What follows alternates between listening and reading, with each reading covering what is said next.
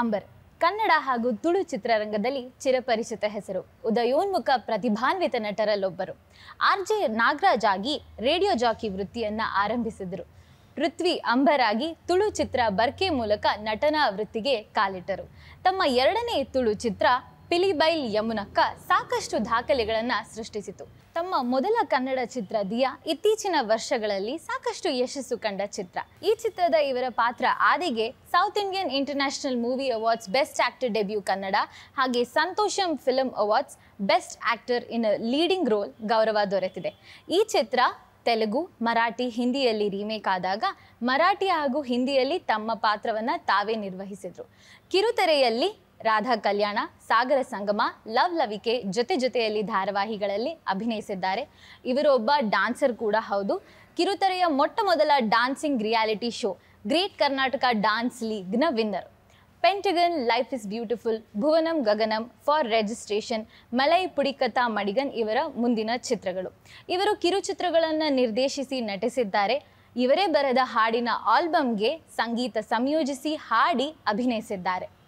RJ, actor, dancer, anchor, choreographer, ಬರಹಗಾರ, ಹಾಡುಗಾರ, martial and mimicry artist Prithvi Ambar ಅವರು ಮಾಧ್ಯಮಾನಿಕ ಪ್ರಸ್ತುತಪಡಿಸುವ ಬೆಂಚ್ ಟಾಕ್ ಕಾರ್ಯಕ್ರಮದ ಇಂದಿನ ಅತಿಥಿ. ವೆಲ್ಕಮ್.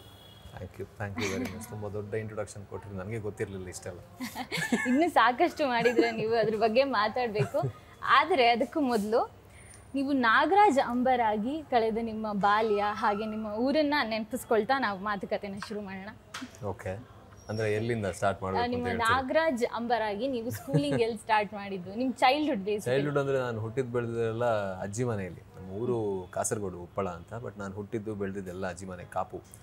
ಕಾಪು ಅಂದರೆ ಗೊತ್ತಿರೋದು ತುಂಬ ಜನರಿಗೆ. ಸಿನಿಮಾದಲ್ಲಿ ನೋಡಿರ್ತಿರೋ ಒಂದು ದೀಪಸ್ತಂಭ, ಲೈಟ್ ಹೌಸ್ ಭಾಳ ಫೇಮಸ್ಸು. ಹಳೇ ಸಿನಿಮಾಗಳಲ್ಲಿ, ಭಾಳಷ್ಟು ಸಿನಿಮಾಗಳಲ್ಲಿ ಅದು ತೋರಿಸ್ತಾ ಇದ್ರು. ಇತ್ತೀಚಿನ ಸಿನಿಮಾಗಳಲ್ಲಿ ಕಡಿಮೆ. ಸೊ ಅದೇ ನನ್ನ ಊರು, ಅಲ್ಲೇ ಹುಟ್ಟಿ ಬೆಳೆದಿದ್ದು. ಕರಾವಳಿ. ಸ್ಕೂಲಿಂಗ್ ಎಲ್ಲ ಅಲ್ಲೇ ಆಗಿತ್ತು. ಹಾಗಾಗಿ ಲಕ್ಕಿ ನಾವು ಲಕ್ಕಿ ಯಾಕೆ ಹೇಳ್ತೀವಿ ಅಂತ ಹೇಳಿದ್ರೆ, ನಾವು ಪ್ರೀ ಟೆಕ್ನಾಲಜಿ ಎರಾದಲ್ಲಿ ಹುಟ್ಟಿದ್ವಿ. ಆ್ಯಂಡ್ ನಾವು ಟೆಕ್ನಾಲಜಿನೂ ನೋಡಿದ್ದೀವಿ. ನಮ್ಮ ಜನ್ರೇಷನ್ ಈ ಲೇಟ್ 80s 90s ಹುಟ್ಟಿರೋರು ಟೆಕ್ನಾಲಜಿನೂ ನೋಡಿದ್ದೀವಿ. ಟೆಕ್ನಾಲಜಿ ಹಿಂದೆ ಇದ್ದಂಥ ಬಾಲ್ಯ ನೋಡಿದ್ವಿ. ಸೊ ನನಗೆ ಭಾಳ ಅದ್ರ ಬಗ್ಗೆ ಭಾಳ ಅಂದರೆ ಭಾಳ ಖುಷಿ ಇದೆ. ಅಂದರೆ ಮಳೆಗಾಲದಲ್ಲಿ ಮೀನು ಹಿಡಿಯೋಕ್ಕೆ ಹೋಗೋದು, ಈಜಕ್ಕೆ ಹೋಗೋದು, ಬೀಚಿಗೆ ಹೋಗೋದು, ಏನೇನೋ ಅಂದರೆ ಈ ಹಳ್ಳಿ ಮಕ್ಕಳು ಏನೆಲ್ಲ ಕಸರತ್ತುಗಳು ಮಾಡ್ತಾರೋ ಅದೆಲ್ಲ ಮಾಡಿ ಬೆಳೆದಿರೋದು. ಸೊ ಹಾಗಾಗಿ ಭಾಳ ಖುಷಿ ಇದೆ. ಸ್ಕೂಲಿಂಗ್ ದಂಡತೀರ್ಥ ಅಂತ ಒಂದು ಸ್ಕೂಲಲ್ಲಿ, ಆಮೇಲೆ ಗ್ರ್ಯಾಜುಯೇಷನ್ ಪೂರ್ಣ ಪ್ರಜ್ಞಾ ಕಾಲೇಜ್ ಅಂತ, and post graduation Aloysius, saint ಅಲೋಷಿಯಸಲ್ಲಿ. ಸೊ ಎಲ್ಲ ನನ್ನ ಕಂಪ್ಲೀಟ್ ಎಜುಕೇಷನ್ನು ಎಲ್ಲ ನಡೆದಿದ್ದು ನನ್ನ ಅಜ್ಜಿ ಮನೆಯಲ್ಲಿ. ಅಪ್ಪ ಅಮ್ಮ ಜೊತೆ ಇದ್ದಿದ್ದು ನಾನು ಭಾಳ ಕಡಿಮೆ.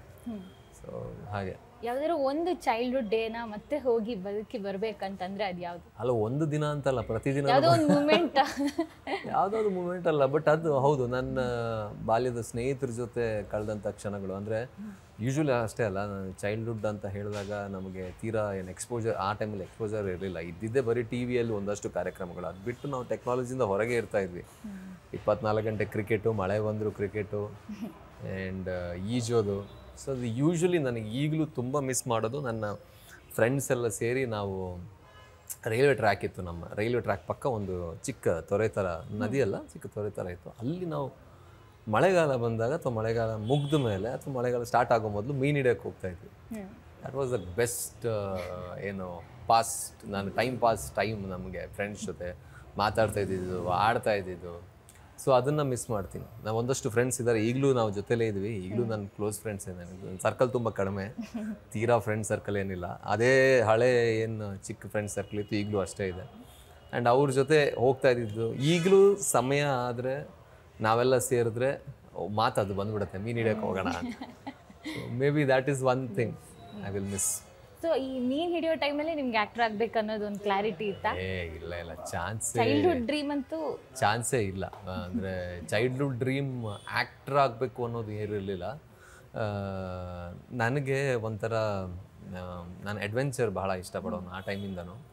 ನನಗೆ ಮಾರ್ಷಲ್ ಆರ್ಟ್ಸ್ ಅಂದರೆ ಭಾಳ ಇಷ್ಟ ಇತ್ತು. ಎಲ್ಲೂ ಪ್ರೊಫೆಷ್ನಲ್ ಹೋಗಿ ಕಲ್ತಿಲ್ಲ, ಬಟ್ ನಾನೇ ಭಾಳಷ್ಟು ಟ್ರೈನ್ ಮಾಡ್ತಾಯಿದ್ದೆ ನಾನು. ಸೊ ಅದೊಂದಿತ್ತು. ಅಥವಾ ಒಂದು ಡಿಗ್ರಿ ಆದಮೇಲೆ ನಾನು ಡ್ಯಾನ್ಸ್ ಸ್ಟಾರ್ಟ್ ಮಾಡಿದ್ದು. ಸೊ ಡ್ಯಾನ್ಸರ್ ಆಗಬೇಕು, ಕೊರಿಯೋಗ್ರಾಫರ್ ಆಗಬೇಕು ಅನ್ನೋದಿತ್ತು. ಆ್ಯಕ್ಟ್ರು ಅಥವಾ ಈ ಥರ ಎಲ್ಲ ಬರೋ ಪ್ಲ್ಯಾನೇ ಇರಲಿಲ್ಲ. ಆ್ಯಂಡ್ ಯಾರೂ ನನ್ನ ನೋಡಿ ನೀನು ಆ್ಯಕ್ಟ್ರ್ ಆಗ್ಬೋದು ಅಂತ ಯಾರೂ ಹೇಳಿಲ್ಲ. ಡ್ಯಾನ್ಸ್ ರಿಯಾಲಿಟಿ ಶೋ ಅಲ್ಲಿ ಮಂಡ್ಯ ರಮೇಶ್ ಸರ್ ಒಂದು ಸರಿ ನನಗೆ ಒಂದು ತಲೆಯಲ್ಲಿ ಅವರು ಒಂಥರ ಈ ಒಂದು ಸೀಟ್ ಬಿಟ್ಟಿದ್ದು ಅಂತ ಹೇಳ್ಬೋದು. ಅಂದರೆ ನಾನು ಡ್ಯಾನ್ಸರ್ ಸಖತ್ತಾಗಿ ಡ್ಯಾನ್ಸ್ ಮಾಡ್ತಾಯಿದ್ದೆ, ಅಂದರೆ ತುಂಬ ಪ್ರಾಕ್ಟೀಸ್ ಮಾಡ್ತಾಯಿದ್ದೆ, ತುಂಬ ಡೆಡಿಕೇಟೆಡ್ ಆಗಿ ನಾನು ನನ್ನ ತಂಡ ಮಾಡ್ತಾಯಿದ್ವಿ. ಆಗ ಮಂಡ್ಯ ರಮೇಶ್ ಸರ್ ಅವರು ನೀನು ಡ್ಯಾನ್ಸ್ ಹಾಕಪ್ಪ, ನೀನು ಡ್ಯಾನ್ಸ್ ಡ್ಯಾನ್ಸ್ ಯಾಕೆ ನಿಲ್ಲಿಸ್ಲಿ ಅಂತ ನಾನು, ನೀನು ಆ್ಯಕ್ಟ್ರ್ ಆಗಬೇಕು ಸರ್. ಆ್ಯಕ್ಟ್ರ ನಾನು ಅಂದರೆ ನಮಗೆ ನಮ್ಮ ಭಾಷೆ ತುಳುವಾಗಿರೋದ್ರಿಂದ ನಮಗೆ ಕನ್ನಡದ ಒಂದಷ್ಟು ಪದಗಳು ಒಂದಷ್ಟು ಅಕ್ಷರಗಳು ಉಚ್ಚಾರ ಮಾಡೋದಕ್ಕೆ ಭಾಳ ಕಷ್ಟ. ಆ ಟೈಮಲ್ಲಿ ಎಕ್ಸ್ಪೋಸರ್ ಇರಲಿಲ್ಲ. ನಮ್ಮ ಕನ್ನಡ ಭಾಳ ಡಿಫ್ರೆಂಟ್ ಇರುತ್ತೆ, ನೀವು ನೋಡಿರ್ಬೋದು ಮಂಗಳೂರು ಉಡುಪಿ ಅವ್ರ ಕನ್ನಡ ಹೇಗಿರುತ್ತೆ ಅಂತ. ಸೊ ಹಾಗಾಗಿ ಆ ಥರ ಇತ್ತು. ಆ್ಯಂಡ್ ಮೈಕ್ ಕೊಟ್ಟಾಗ ನಾನು ಮಾತೇ ಆಡ್ತಿರ್ಲಿಲ್ಲ. ಅವರು ಇಲ್ಲ ನೀನು ಮಾತು ಕಲಿಬೇಕು, ನೀನು ಆ್ಯಕ್ಟ್ರ್ ಆಗಬೇಕು. ಈಗ ಮಂಡ್ಯ ರಮೇಶ್ ಸರ್ ಬಹಳಷ್ಟು ಜನರಿಗೆ ಗುರುಗಳು ಅವರು ನಟನಾ ವಿಷಯದಲ್ಲಿ. ಸೊ ನನ್ನ ತಲೆಯಲ್ಲಿ ಸೀಟ್ ಬಿಟ್ಟಿರೋದು ಅವರು. ಆ್ಯಂಡ್ ಒಂದಷ್ಟು ವರ್ಷ ಆದಮೇಲೆ ಆ್ಯಕ್ಟ್ರ್ ಆದಮೇಲೆ ನಾನು ಅವ್ರಿಗೆ ಮತ್ತೆ ಫೋನ್ ಮಾಡಿದೆ, ಸರ್ ನೀವು ನನಗೆ ಹೇಳಿದ್ರಿ ಈಗ ನಿಜ ಆಯಿತು. ನನಗೆ ಆಗ ನೀವು ಹೇಳಿದ್ದು ನನಗೆ ಅಂದರೆ ಸೆನ್ಸ್ ಅನಿಸ್ಲೇ ಇಲ್ಲ. ಬಿಕಾಸ್ ನನ್ನ ತಲೆಯಲ್ಲಿ ಇದ್ದಿದ್ದೆ ಒಂದು ಒಳ್ಳೆ ಕೊರಿಯೋಗ್ರಾಫರ್, ಒಳ್ಳೆ ಡ್ಯಾನ್ಸರು, ಒಂದಷ್ಟು ಹೀರೋಗಳಿಗೆ ನಾನು ಡ್ಯಾನ್ಸ್ ಹೇಳ್ಕೊಡ್ಬೇಕು ಅನ್ನೋದಿತ್ತು ಅಷ್ಟೇ. ಬಿಟ್ಟು ಆ್ಯಕ್ಟ್ರ್ ಅನ್ನೋದು ಇರಲಿಲ್ಲ. ಅದೇ ಲೈಫಲ್ಲಿ ತುಂಬ ವಿಷಯಗಳು ಅನ್ಸರ್ಟೇನ್ ಆಗಿ ಆಗುತ್ತಲ್ಲ, ಆ್ಯಕ್ಸಿಡೆಂಟಲ್ಲಿ ತುಂಬ ವಿಷಯಗಳಾಗುತ್ತೆ. ನನ್ನ ಲೈಫಲ್ಲಿ ಆ್ಯಕ್ಸಿಡೆಂಟಲ್ಲಿ ಬಹಳಷ್ಟು ವಿಷಯಗಳಾಗಿದೆ. ನಾನು ಆ್ಯಕ್ಟರ್ ಆಗಿದ್ದು ಖಂಡಿತವಾಗ್ಲೂ ಬೈ ಆ್ಯಕ್ಸಿಡೆಂಟ್. ಬಟ್ ಈಗ ನಾನು ಭಾಳ ಇಷ್ಟಪಟ್ಟು ಮಾಡ್ತಾ ಇರುವಂಥ ಕೆಲಸ. ನೀವು ಡಿಗ್ರಿ BBM ಮಾಡಿದ್ರಿ, ಅದಾದ ನಂತರ ಮಾಸ್ ಕಮ್ಯುನಿಕೇಷನ್. ಈ ಮಾಸ್ ಕಮ್ಯುನಿಕೇಷನ್ ತಗೊಳ್ಳೋದಕ್ಕೆ ಏನು ಕಾರಣ? ಇಲ್ಲ, ಅದೇ ಹೇಳಿದ್ನಲ್ಲ, ನನಗೆ ಈಗ ನಾನು ಲೋವರ್ ಮಿಡ್ಲ್ ಕ್ಲಾಸ್ ಫ್ಯಾಮಿಲಿಯಿಂದ ಬಂದಿರೋದ್ರಿಂದ ನಮಗೆ ಈ ಥರ ಎಲ್ಲ ಏನು ಹೇಳೋದು, ಈ ಥರ ಎಲ್ಲ ಇಂಟೆನ್ಷನ್ ಅಥವಾ ಈ ಥರ ಗೋಲ್ ಇದೆ ಅಂತ ಮನೇಲಿ ಹೇಳೋಷ್ಟು ಧೈರ್ಯ ನನಗಿರಲಿಲ್ಲ. ಆ್ಯಂಡ್ ಅದು ತಪ್ಪು ಕೂಡ. ನಾವು ಫಾಲ್ಸ್ ಇದು ಕೊಡಬಾರ್ದು. ನನಗೇ ಗೊತ್ತಿಲ್ಲ ನಾನು ಏನಾಗ್ತೀನಿ ಅಂತ ನಾನು ಇವ್ರಿಗೇನು ಹೇಳಿ. ಸೊ ಮನೆಯಲ್ಲಿ ಹೇಳಕ್ಕೆ ನನಗೆ ಭಯ ಆಗ್ತಾಯಿತ್ತು. ನಾನು ಕೊರಿಯೋಗ್ರಾಫರ್ ಆಗ್ತೀನಿ, ಮೀಡಿಯಾ ಡ್ಯಾನ್ಸ್ ಫೀಲ್ಡ್ಗೆ ಹೋಗ್ತೀನಿ ಅಂತ ಹೇಳಕ್ಕೆ ಭಯ ಆಗ್ತಾಯಿತ್ತು. ಬಟ್ ನನಗೆ BBM ಆದಮೇಲೆ ಯಾವುದಾದ್ರೂ ನನಗೆ ಈ ಫಿಲ್ಮ್ ಕಡೆ ಅಥವಾ ಮೀಡಿಯಾ ಕಡೆ, ಎಂಟರ್ಟೈನ್ಮೆಂಟ್ ಇಂಡಸ್ಟ್ರಿ ಕಡೆಗೆ ಮಾಡುವಂಥ ಎಜುಕೇಷನ್ ಏನಾದರೂ ತಗೋಬೇಕು ಅಂತ ಮನಸ್ಸಾಯಿತು. ಅವತ್ತೇ ಒಬ್ಬರು ಲೆಕ್ಚರರ್ ಹೇಳಿದರು ನನಗೆ, ನಾನು ಡ್ಯಾನ್ಸ್ ಮಾಡೋದೆಲ್ಲ ನೋಡಿ ನೀನು NSDRಗೆ ಹೋಗು, ನೀನು ಪುಸ್ತಕ ಓದು. ನನಗೆ ಅದೆಲ್ಲ ಸೆನ್ಸೇ ಮಾಡಿಲ್ಲ. ಏನು ಪುಸ್ತಕ ಓದೋಕ್ಕೆ ಹೇಳ್ತಾರೆ, ಡ್ಯಾನ್ಸರ್ಗೆ ಪುಸ್ತಕ ಯಾಕೆ ಓದೋಕ್ಕೆ ಹೇಳ್ತಾ ಇದ್ದಾರೆ, NSDR ಓದೋಕ್ಕೆ ಯಾಕೆ ಹೇಳ್ತಿದ್ದಾರೆ, ನಂಗೆ ಅದೆಲ್ಲ ಇಂಟ್ರೆಸ್ಟ್ ಇಲ್ಲ ಅಂತ. ಬಟ್ ಆ ಮಾತನ್ನ ನಾನು ಅವತ್ತೇ ಕೇಳಿದಿದ್ರೆ NSDRಗೆ ಅಥವಾ ಯಾವುದೋ ಒಂದು ಥಿಯೇಟರ್ ಇದಕ್ಕೆ ಹೋಗಿದ್ರೆ ನನಗೆ ಭಾಳ ಹೆಲ್ಪ್ ಆಗಿರೋದು. ಬಟ್ ನಾನು ಮಾಸ್ ಕಮ್ಯುನಿಕೇಷನ್ ಹೇಗೋ ಅಲ್ಲಿಂದ ರೇಡಿಯೋಯಿಂದ ಹೆಂಗೋ ಹೋಗ್ಬೋದು ಅಂತ ನನ್ನ ತಲೆಯಲ್ಲಿ. ಬಿಕಾಸ್ ನನ್ನ ಇಬ್ಬರು ಸೀನಿಯರ್ ಇದ್ದರು. ಒಬ್ಬರು ಅವಿನಾಶ್ ಕಾಮತ್ ಅಂತ, ಅವರು ಈಗ ಫೇಮಸ್ ಆ್ಯಂಕರು. ಇನ್ನೊಬ್ಬರು ಎರಾಲ್ ಅಂತ, ಅವರಿಬ್ಬರು RJಗಳು. ರಾಜ್ ಬಿ ಶೆಟ್ಟಿ ಅವರು ಕೂಡ RJ ಆಗಿದ್ರು. ಸೊ ಇವರೆಲ್ಲ ಅಂದರೆ ನನಗೆ ಒಂದು ಎಕ್ಸಾಂಪಲ್ ಥರ ಇದ್ರು, ಇವ್ರ ಥರ ಹೋಗ್ಬೋದು ನಾನು ಅಂತ. ಸೊ ಮಾಸ್ ಕಮ್ಯುನಿಕೇಷನ್ ತಗೊಂಡು ಮಾಸ್ ಕಮ್ಯುನಿಕೇಷನ್ ಆಗಿ ಕೂಡ ಅದು ಆಯಿತು. ಅದಾದಮೇಲೆ ಏನು ಮಾಡೋದು, ಅಯ್ಯೋ ಇವಾಗ ಜಾಬ್ ಮಾಡಲೇಬೇಕಲ್ಲ, ಜಾಬ್ ಮಾಡಿದ್ರೆ ನನ್ನ ಟಚ್ ಹೋಗ್ಬಿಡುತ್ತೆ ಅಂತ ಹೇಳಿದಾಗ ಒಂದು ರೇಡಿಯೋ ಆಡಿಷನ್ ಇತ್ತು FM. ಸೊ ನೋಡೋಣ, ನಾನು ಹೆಂಗೂ ಮಾತಾಡಲ್ಲ, ಬಟ್ ಏನಾದರೂ ಮಾಡಿ ಸಿಗಬೇಕಲ್ಲ, ಈ ಮೀಡಿಯಾ ಕನೆಕ್ಟೆಡ್ ಜಾಬ್ ಸಿಗಬೇಕಲ್ಲ ಅಂತ ಹೇಳ್ಬಿಟ್ಟು ಸುಮ್ಮನೆ ಹೋಗಿ ಯಾವುದೋ ಒಬ್ಬರು ರೇಡಿಯೋ ಜಾಕಿ ಇದ್ದಾರೆ, ಅವ್ರದ್ದು ವಾಯ್ಸ್ ಎಲ್ಲ ಕೇಳಿಬಿಟ್ಟು ಬರ್ತಗೊಂಡು ಅದನ್ನೇ ಹೋಗಿ ಒದರ್ಬಿಟ್ಟೆ ಮೈಕಲ್ಲಿ. ಅವ್ರಿಗೆ ವಾಯ್ಸ್ ಇಷ್ಟ ಆಯ್ತು, ಸಿಲೆಕ್ಟ್ ಆಗ್ಬಿಟ್ಟೆ. ಸೊ ಈ ವೇಗಳು. ಸೊ ನೀವು RJ ಕೂಡ ಅನ್ಸರ್ಟೈನ್ ಆಗೇ ಆಗಿದ್ದು? ಹೌದು, ಬೇಕು ಅಂತ ಆಗಿಲ್ಲ. ಇಲ್ಲ, ಬಿಕಾಸ್ ನನಗೆ ಮಾತಾಡೋದು ಇಷ್ಟ ಇಲ್ಲ. ನನಗೆ ಅಂದರೆ ಮಾತಾಡೋದು ಇಷ್ಟ ಇಲ್ಲ ಅಂತ ಹೇಳಿದ್ರೆ ಜಾಸ್ತಿ ಮಾತಾಡೋಕ್ಕೆ ಬರಲ್ಲ. ಅಂದರೆ ನನಗೆ ತುಂಬ ಶೈ. ಡ್ಯಾನ್ಸ್ ಮಾಡ್ತಾ ಇದ್ದೆ ಬಿಟ್ಟು ಯಾರು ಮೈಕ್ ಕೊಟ್ಟರೆ ಅಥವಾ ಸ್ಕೂಲಲ್ಲೂ ಕೂಡ ಯಾರು ಕ್ವಶನ್ ಕೇಳ್ತಾ ಇದ್ದಾರೆ ಅಥವಾ ಎದ್ಬಿಟ್ಟು ಮಾತಾಡಬೇಕು, ಔಟ್ಸ್ಪೋಕನ್ ಅಲ್ಲ ನಾನು. ನನಗೆ ಅದು ಬಹಳ ಅಂತ ನಡಗ್ತಾ ಇತ್ತು. ಬಟ್ ಅದೇ ಮಜಬೂರಿ ಅಂತಾರಲ್ಲ, ಹೋಗ್ಲೇಬೇಕು, ಏನೂ ಮಾಡೋಕ್ಕಿಲ್ಲ ಅಂತ. ಬಟ್ ನನಗೆ ಭಾಳ ಹೆಲ್ಪ್ ಆಯಿತು. ಅಂದರೆ ಭಾಷೆ ಕಲಿಯೋದಕ್ಕೆ ಅಥವಾ ಮಾತಾಡೋದಕ್ಕೆ ಮೈಕ್ ಅನ್ನೋ ಫಿಯರ್ ಹೋಗೋದಕ್ಕೆ ನನಗೆ ಅಂದರೆ RJ ಆಗಿ ಸಿಲೆಕ್ಟ್ ಆಗಿದ್ದರಿಂದ ಒಂದಷ್ಟು ಗೆಳೆಯರು ಅಲ್ಲಿದ್ದಂಥ ಕಲೀಗ್ಸ್ ನನಗೆ ಭಾಳ ಸಪೋರ್ಟ್ ಮಾಡಿ ಹೇಳ್ಕೊಟ್ಟಿರೋದ್ರಿಂದ, ಪ್ರಸನ್ನ ಅಂತ ಇದ್ದರು, ವರುಣ್ ಅಂತ ಇದ್ದರು, ಎಲ್ಲ RJಸ್ಗಳು. ಸೊ ಅವರೆಲ್ಲ ನನಗೆ ಭಾಳ ಸಪೋರ್ಟ್ ಮಾಡಿದ್ರು. ಹಾಗಾಗಿ ನೀವು ಅನ್ಸರ್ಟೈನ್ ಆಗಿ ಹೋದ್ರು ಉಡುಪಿ ಮಂಗಳೂರು ರೀಜನಲ್ಲಿ ನೀವೊಂಥರ ಫೇವ್ರೆಟ್ ಪಾಪ್ಯುಲರ್ RJ ಆದ್ರಿ. ಆಮೇಲೆ ನಿಮ್ಮ ಕಾರ್ಯಕ್ರಮ ನಮ್ಮಣ್ಣ ಬಾಂಬ್ ಅಂತೂ ಸೂಪರ್ ಹಿಟ್ ಶೋ. ಅದು ನೀವು ಅನ್ಕೊಂಡು ಇರಲಿಲ್ಲ ಅನ್ಸುತ್ತೆ most probably first day mic ಮುಂದೆ ಕೂತಾಗ. ಇವಾಗ ನೆನ್ಸ್ಕೊಂಡ್ರೆ RJ ಆಗಿ ನೀವು ಕೆಲಸ ಮಾಡಿದಾಗ one of the biggest learning ಅಂತ ಇರ್ಬೋದು, ಅಥವಾ ಮರೆಯೋಕ್ಕೆ ಆಗದೆ ಇರೋವಂಥ ಯಾವ್ದಾದ್ರು ಒಂದು ಮೂಮೆಂಟ್? ಇಲ್ಲ, ಅದೇ ಹೇಳಿದಲ್ಲ, ನನಗೆ ಮೇಯ್ನಾಗಿ ಮಾತು ಕಳಿಸ್ಕೊಡ್ತು. ಲೈಕ್ ಫ್ಲೂಯೆಂಟಾಗಿ ಮಾತಾಡೋಕ್ಕೆ ಭಾಳ ಈಸಿ ಆಯಿತು. ಆ್ಯಂಡ್ ಅದೇ ನೀವು ಹೇಳಿದಾಗ ನಮ್ಮಣ್ಣ ಬಾಂಬ್ ಅಂತ ನಾನು ಆವಾಗ ಡೈಲಿ ಮಾಡ್ತಾ ಇದ್ದಂತಹ ಒಂದು ಸ್ನಿಪ್ಪೆಟ್. ಅದು ಅದು ಈಗಲೂ ಕೆಲವರು ರೀಲ್ಸ್ ಮಾಡಿ ಅದನ್ನ ರಿಕ್ರಿಯೇಟ್ ಮಾಡಿದಾಗ ಭಾಳ ಖುಷಿ ಆಗುತ್ತೆ. ಸೊ ಆ ಟೈಮಲ್ಲಿ ಈಗಲೂ ಯಾರಿಗೂ ಗೊತ್ತಿಲ್ಲ ಅದು ನಾನೇ ಅಂತ. ಈಗ ನನ್ನ ಪಕ್ಕದಲ್ಲಿದ್ದವ್ರಿಗೆ ಇದು ನಾನೇ ಗುರು 2 ವಯಸ್ಸು ನಂದು ಅಂತ ಹೇಳಿದ್ರೆ ಅವ್ರು ನಂಬಲ್ಲ, ಹೌದು ನೀನಾ ಅಂತ ಅಂತಾರೆ. ಬಟ್ ಅದು ಖುಷಿ ಆಗುತ್ತೆ. ಆವಾಗ ಮಾಡ್ತಾ ಇದ್ದಂತಹ ಕೆಲವೊಂದೆಲ್ಲ ಕ್ಲಿಪ್ಪಿಂಗ್ಸ್ಗಳು ಈಗಲೂ ಅಂದರೆ ಎಷ್ಟೊಂದು 12-13 ವರ್ಷದ ಹಿಂದೆ ಮಾಡ್ತಿದ್ದಂಥ ಆಡಿಯೋ ಈಗಲೂ ಓಡ್ತಾ ಇದೆ ಅಂತ ಹೇಳಿದಾಗ ರಿಯಲಿ ಹ್ಯಾಪಿ, ಖುಷಿ ಆಗುತ್ತೆ. ಆ್ಯಂಡ್ 3-3.5 ವರ್ಷ ನಾನು ತುಂಬ ಖುಷಿಯಲ್ಲಿ ಕೆಲಸ ಮಾಡಿದ್ದೀನಿ. ರೇಡಿಯೋ ಅನ್ನೋದೊಂದು ಬೇರೆ ಟೈಪ್ ಆಫ್ ಮೀಡಿಯಾ ಅಲ್ಲ, 1-to-1 ಇರುತ್ತೆ. ಒಂದಷ್ಟು ಜನರು ನನಗೆ ಅಂದರೆ ಡೈಲಿ ಕಾಲ್ ಮಾಡೋರು ಇದ್ದರು, ತುಂಬ ಫ್ಯಾಮಿಲಿ ಆಗಿಬಿಟ್ಟಿದ್ರು ಲಿಸ್ನರ್ಸ್ ಎಲ್ಲ. ಸೊ ಅವರು ನಮ್ಮನ್ನು ಒಬ್ಬರು ಫ್ಯಾಮಿಲಿ ಮೆಂಬರ್ ಥರ ಟ್ರೀಟ್ ಮಾಡ್ತಾರೆ. ಸೊ ಆ ಒಂದು ಬಾಂಧವ್ಯ ಇತ್ತು ಎಲ್ಲರ ಹತ್ರ ಮಾತಾಡೋದು ಅಥವಾ ಅವ್ರ ಮಾತುಗಳನ್ನು ಕೇಳುವಂಥದ್ದು ಅದು ಎಲ್ಲರಿಗೂ ಸಿಗಲ್ಲ. ಸುಮ್ಮನೆ ಯಾರು ನಿಮ್ಮ ಹತ್ರ ಬಂದು ಮಾತಾಡ್ತಾರೆ, ಅವ್ರ ಫೀಲಿಂಗ್ಸ್ನ ಅವ್ರ ವಿಷಯಗಳನ್ನು ಯಾರು ಶೇರ್ ಮಾಡ್ತಾರೆ. ಸೊ ಆ ಒಂದು ಅವಕಾಶ ನನಗೆ 3.5 ವರ್ಷ ಸಿಕ್ಕಿರೋದ್ರಿಂದ ಒಂದಷ್ಟು ಜನರ ಬಗ್ಗೆ, ಅವರ ಫೀಲಿಂಗ್ಸ್ ಬಗ್ಗೆ, ಅವರ ಏನೆಲ್ಲ ಇದೆ ಅದನ್ನೆಲ್ಲ ತಿಳ್ಕೊಳ್ಳೋದು, ಮಂಗಳೂರು ಕಲ್ಚರ್ ಬಗ್ಗೆ ಎಲ್ಲ ತಿಳ್ಕೊಳ್ಳುವಂಥ ಅವಕಾಶ, ಎಲ್ಲರ ಹತ್ರ ಮಾತಾಡುವಂಥ ಅವಕಾಶ. ಸೊ ಒಂದ್ ಕಡೆ ಸ್ಟುಡಿಯೋಲಿ ಕೂತ್ಕೊಂಡು 3 ವರ್ಷ ಮೈಕ್ ಹಿಂದೆ ಮಾತಾಡ್ತಾ ಇದ್ರಿ, ಯಾರಿಗೂ ಕಾಣಿಸ್ಕೋತಾ ಇರಲಿಲ್ಲ. ಆಮೇಲೆ ನೀವು ತುಳು ಚಿತ್ರರಂಗಕ್ಕೆ ಎಂಟ್ರಿ ಕೊಟ್ರಿ ಬರ್ಕೆ ಚಿತ್ರದ ಮೂಲಕ. ನೀವು ಸ್ವಲ್ಪ ಶೈ ಇದ್ರೂ ಸಹ ಮಾತಲ್ಲಿ, ವಾಯ್ಸಲ್ಲಿ ನೀವು ಫೇವ್ರೇಟ್ ಆಗಿಬಿಟ್ರಿ. ಬಟ್ ಒಂದು ಕ್ಯಾಮ್ರಾ ಫೇಸ್ ಮಾಡೋಕ್ಕೆ, ಒಂದು ಸಿನಿಮಾ ಇದು ಸಿಲ್ವರ್ ಸ್ಕ್ರೀನ್ ಥಿಯೇಟ್ರಲ್ಲಿ ಹೋಗಿ ನೋಡ್ತಾರೆ ಅಂದಾಗ ನೀವು ಫಸ್ಟ್ ಟೈಮ್ ಕ್ಯಾಮ್ರಾ ಫೇಸ್ ಮಾಡಿದ್ದು ಆ ದಿನ, ಮತ್ತೆ ಹಾಗೆ ಬರ್ಕೆ ಚಿತ್ರದ ಬಗ್ಗೆ. ಬರ್ಕೆ ಅದೇ ಆಡಿಷನ್, ಒಬ್ರು ಫ್ರೆಂಡ್ ಥ್ರೂ ಆಡಿಷನ್ಗೆ ಹೋದೆ, ಆಡಿಷನ್ ಸೆಲೆಕ್ಟ್ ಮಾಡಿದ್ರು. ಬಟ್ ಅದು ತುಂಬ ಲೋ ಬಜೆಟ್ ಸಿನಿಮಾ ಆಗಿತ್ತು. ಹಾಗಾಗಿ ಡೈರೆಕ್ಟ್ರು ಅವ್ರು ಹೇಳಿದ್ರು ನೀನು ಸಿಲೆಕ್ಟು, ಬಟ್ ಪೇಮೆಂಟ್ ಇರಲ್ಲ. ಆಯಿತು ಪರವಾಗಿಲ್ಲ, ಯಾರು ನನ್ನ ಹೀರೋ ಮಾಡ್ತಾ ಇದ್ದಾರೆ ಅಂತ ಹೇಳಿದ್ರೆ ಪೇಮೆಂಟಲ್ಲೇ ಆಗಬೇಕು, ಕಾಸ್ಟ್ಯೂಮ್ ಮುಂದಿನ ತರಬೇಕು, ಆಯ್ತು ತಗೊಂಬರ್ತೀನಿ ಅಂತ ಹೋಗಿ ಮಾಡಿದೆ. ಬಟ್ ಅದರಲ್ಲಿ ನನಗೆ ಅಷ್ಟೊಂದಾಗಿ ಏನು ಎಕ್ಸ್ಪೋಸರ್ ಅಂತ ಅನ್ನೋದಕ್ಕಿಂತ ಒಂದು ಒಳ್ಳೆಯ ಅವಕಾಶ ಸ್ಟಾರ್ಟಿಂಗ್ ಒಂದು ಸಿಕ್ತು. ಅದ್ರ ನಂತರ ನಾನು ಸೀರಿಯಲ್ ಮಾಡೋಕ್ಕೆ ಶುರು ಮಾಡಿದೆ. ಅದ್ರ ಮಿಡ್ಲಲ್ಲಿ ನಮ್ಮದೊಂದು ತಂಡ ಕಟ್ಕೊಂಡಿದ್ವಿ ನಾವು. ಅಂದರೆ ನನ್ನ ಥರನೇ ಸಮಾನ ಒಂದು ಮನಸ್ಕರು ಇರ್ತಾರಲ್ಲ ಹುಡುಗರು, ಎಲ್ಲರನ್ನೂ ಸೇರಿ ಒಂದು ಶಾರ್ಟ್ ಫಿಲ್ಮ್ ಮಾಡೋದು, ವಿಡಿಯೋ ಆಲ್ಬಮ್ ಮಾಡೋದು, ಏನಾದರೂ ಒಂದು ಒಟ್ಟಿನಲ್ಲಿ. ಈಗ ನಾನು ಆರ್ಜೆಯಿಂಗ್ ಮಾಡ್ತಿದ್ದಾಗ ಸಂಡೇ ರಜೆ ಇತ್ತು, ಎವ್ರಿ ಸಂಡೇನ ನಾವು ಯೂಸ್ ಮಾಡ್ತಾಯಿದ್ವಿ. ಎವ್ರಿ ಸಂಡೇ ಏನೋ ಒಂದು ಶಾರ್ಟ್ ಫಿಲ್ಮ್ ಮಾಡೋದು, ಅವತ್ತೇ ಎಡಿಟಿಂಗ್ ಮಾಡೋದು, ಅವತ್ತೇ ಅಪ್ಲೋಡ್ ಮಾಡೋದು. ಸೊ ಅದೊಂದು ಟೀಮ್ ಮಾಡಿ ಮಾಡ್ತಾ ಇದ್ದಿದ್ದರಿಂದ ನನಗೆ ಒಂದು ಓವರಾಲ್ ಅಂಡರ್ಸ್ಟ್ಯಾಂಡ್, ಅಂದರೆ ನಮಗೆ ನಾವೇ, ಅಂದರೆ ಒಂಥರ ಇನ್ಸ್ಟಿಟ್ಯೂಟ್ ಎಲ್ಲೂ ಹೋಗಿಲ್ಲ ನಾನು, ಆ್ಯಕ್ಟಿಂಗೂ ಹೋಗಿಲ್ಲ, ಯಾವ ವಿಷಯಕ್ಕೂ ಹೋಗಿಲ್ಲ. ಸೊ ಅದೆಲ್ಲ ಒಂಥರ ನಮಗೊಂದು ಸೆಲ್ಫ್ ಲರ್ನಿಂಗ್ ಪ್ರಾಸೆಸ್ ಥರ ಆಯಿತು. ಸೊ ಎಲ್ಲ ಈ ಥರ ಹುಡುಗರು ಟೀಮ್ ಮಾಡಿ ಮಾಡುವಾಗ ಖುಷಿ ಆಗುತ್ತೆ. ಸೊ ಅದನ್ನು ನಾನು ಇವಾಗಲೂ ಮಿಸ್ ಮಾಡ್ತೀನಿ. ಅದ್ರ ನಂತರ ಆವಾಗ ನಾನು ಬರೀತಾ ಇದ್ದೆ, ಡೈರೆಕ್ಷನ್ ಮಾಡ್ತಾ ಇದ್ದೆ, ಎಲ್ಲನೂ ಮಾಡ್ತಾ ಇದ್ದೆ, ಪ್ರೊಡ್ಯೂಸು ಮಾಡ್ತಾ ಇದ್ದೆ. ಈಗ I miss that part of main. ಅಂದರೆ ಆ್ಯಕ್ಟರ್ ಅಂತ ಆದಮೇಲೆ ನಾನು ಎಲ್ಲ ಬಿಟ್ಬಿಟ್ಟು ಬರೀ ಆ್ಯಕ್ಟಿಂಗ್ ಇವಾಗ ಮಾಡ್ತಾ ಇದ್ದೀನಿ, ಅದನ್ನು ಮಿಸ್ ಮಾಡ್ತಾ ಇದ್ದೀನಿ. ಹೋಪ್ಫುಲಿ ಯಾವತ್ತಾದರೂ ಅದನ್ನು ಜೀವಿಸುವಂಥ ಅವಕಾಶ ಸಿಕ್ಕರೆ ತುಂಬ ಒಳ್ಳೆಯದು. ಅದೇ ನನಗೆ ಬ್ಲ್ಯಾಂಕ್ ಆಗೇ ಹೋಗಿರೋದು, ನಾನು ಈ ಥರ ಕಾಣಿಸ್ತೀನಿ ಅಥವಾ ನಾನು ಈಗಲೂ ಅಷ್ಟೇ ಯಾವುದೋ ಒಂದು ಸಿನಿಮಾ ಆದರೆ ಮಾಡಿದಾಗ ಇದರಲ್ಲಿ ಈ ಥರ ಲುಕ್ ಇರಬೇಕು, ಆ ಥರ ಇದರ ಅಷ್ಟು ಕಾನ್ಷಿಯಸ್ ಇಲ್ಲ. ಏನು ಹೇಗೆ ಕಾಣಿಸ್ತೀನೋ ಹಾಗೆ ಕಾಣಿಸ್ತೀನಿ, ಹೇಗೆ ಮಾಡ್ತೀನೋ ಅದು ಮಾಡ್ತೀನಿ, ಮಾಡಿ ಜನರಿಗೆ ಇಷ್ಟ ಆದರೆ ಒಳ್ಳೇದಿಲ್ಲ ಅಂತ ಹೇಳಿದ್ರೆ ನನ್ನ ಬ್ಯಾಡ್ ಲಕ್ ಅನ್ನೋ ಥರ ಇರೋದಷ್ಟೇ. ಸೊ ಹಾಗಾಗಿ ತೀರಾ ಏನು ಎಕ್ಸ್ಪೆಕ್ಟೇಷನ್ ಇರಲಿಲ್ಲ, ಯಾವ ಸಿನಿಮಾದಲ್ಲೂ ನಾನು ತೀರಾ ಎಕ್ಸ್ಪೆಕ್ಟೇಷನ್ ಇಟ್ಕೊಂಡಿರಲ್ಲ. ದಿಯಾ ಆಬ್ವಿಯಸ್ಲಿ ಒಂದು 6 ವರ್ಷ ನಾವು ಶೂಟ್ ಮಾಡಿರೋದು, ತುಂಬ ಡೆಡಿಕೇಟೆಡ್ ಆಗಿ ಮಾಡಿದ್ವಿ. ನನಗಿಂತ ಜಾಸ್ತಿ ನಿರ್ದೇಶಕರು ಅವರು ಬಹಳ, ಅಂದರೆ ತುಂಬ ಡೆಡಿಕೇಟೆಡ್ ಪರ್ಸನ್, ನನ್ನ ಗುರುಗಳು. ಸೊ ಅದರಲ್ಲೂ ನಾನು ಕೂಡ ರಿಲೀಸ್ ಅಂತ ಹತ್ತಿರ ಬಂದಾಗ ನಾನು ತೀರಾ ತಲೆಯಲ್ಲಿ ಅಂತ ಇಟ್ಕೊಂಡಿರಲಿಲ್ಲ. ಅಂದರೆ ಇರಲಿ, ಆಗಿದ್ದಾಗಲಿ, ಒಳ್ಳೇದಾದರೆ ಒಳ್ಳೆಯದು, ಇಲ್ಲ ಅಂತ ಹೇಳಿದ್ರೆ ಇಲ್ಲ. ಬಿಕಾಸ್ ತುಂಬ ಎಕ್ಸ್ಪೆಕ್ಟೇಷನ್ ಹೀಗೆ ಬರಬೇಕು ಅಂತ ಇಟ್ಕೊಂಡ್ರೆ ಒಳಗೊಳಗೆ ನಮಗೆ ತುಂಬ ತೊಂದರೆ ಕೊಡುತ್ತೆ. ಸೊ ನನಗೆ ಅಷ್ಟೆಲ್ಲ ಆಗಲ್ಲ, ತೀರಾ ಆ್ಯಂಗ್ಸೈಟಿ ಆಗಿಬಿಡುತ್ತೆ. ಅದಕ್ಕೆ ನಾನು ಯಾವುದೇ ಪ್ರಾಜೆಕ್ಟ್ ಬಂದಾಗ ಅಥವಾ ಹೋದಾಗ ಅಥವಾ ರಿಲೀಸ್ ಆದಾಗ ಅಥವಾ ಯಾವುದೊಂದು ಆಪರ್ಚುನಿಟಿ ಬರ್ತಾ ಇದೆ, ಇವಾಗ ಬರ್ತಾ ಇದೆ, ಇವ್ರು ಕಾಲ್ ಮಾಡ್ತಾ ಇದ್ದಾರೆ ಅಂತ ಹೇಳಿದ್ರೆ ತೀರಾ ಎಕ್ಸೈಟ್ ಆಗೋಕೆ ಹೋಗಲ್ಲ, ಅಷ್ಟಕ್ಕಷ್ಟೇ. ಆದ್ರೆ ನೀವು ಎಕ್ಸ್ಪೆಕ್ಟೇ ಮಾಡಿರ್ಲಿಲ್ಲ ಅನ್ಸುತ್ತೆ, ಪಿಲಿಬೈಲ್ ಯಮುನಕ್ಕ ಅಷ್ಟೊಂದು ಅಂತ ತುಳು ರೀಜನ್ ಅಲ್ಲಿ ಅಷ್ಟು ರೆಕಾರ್ಡ್ಸ್ ಕ್ರಿಯೇಟ್ ಮಾಡ್ತದ್ದು, ಬ್ರೇಕ್ ಮಾಡ್ತು.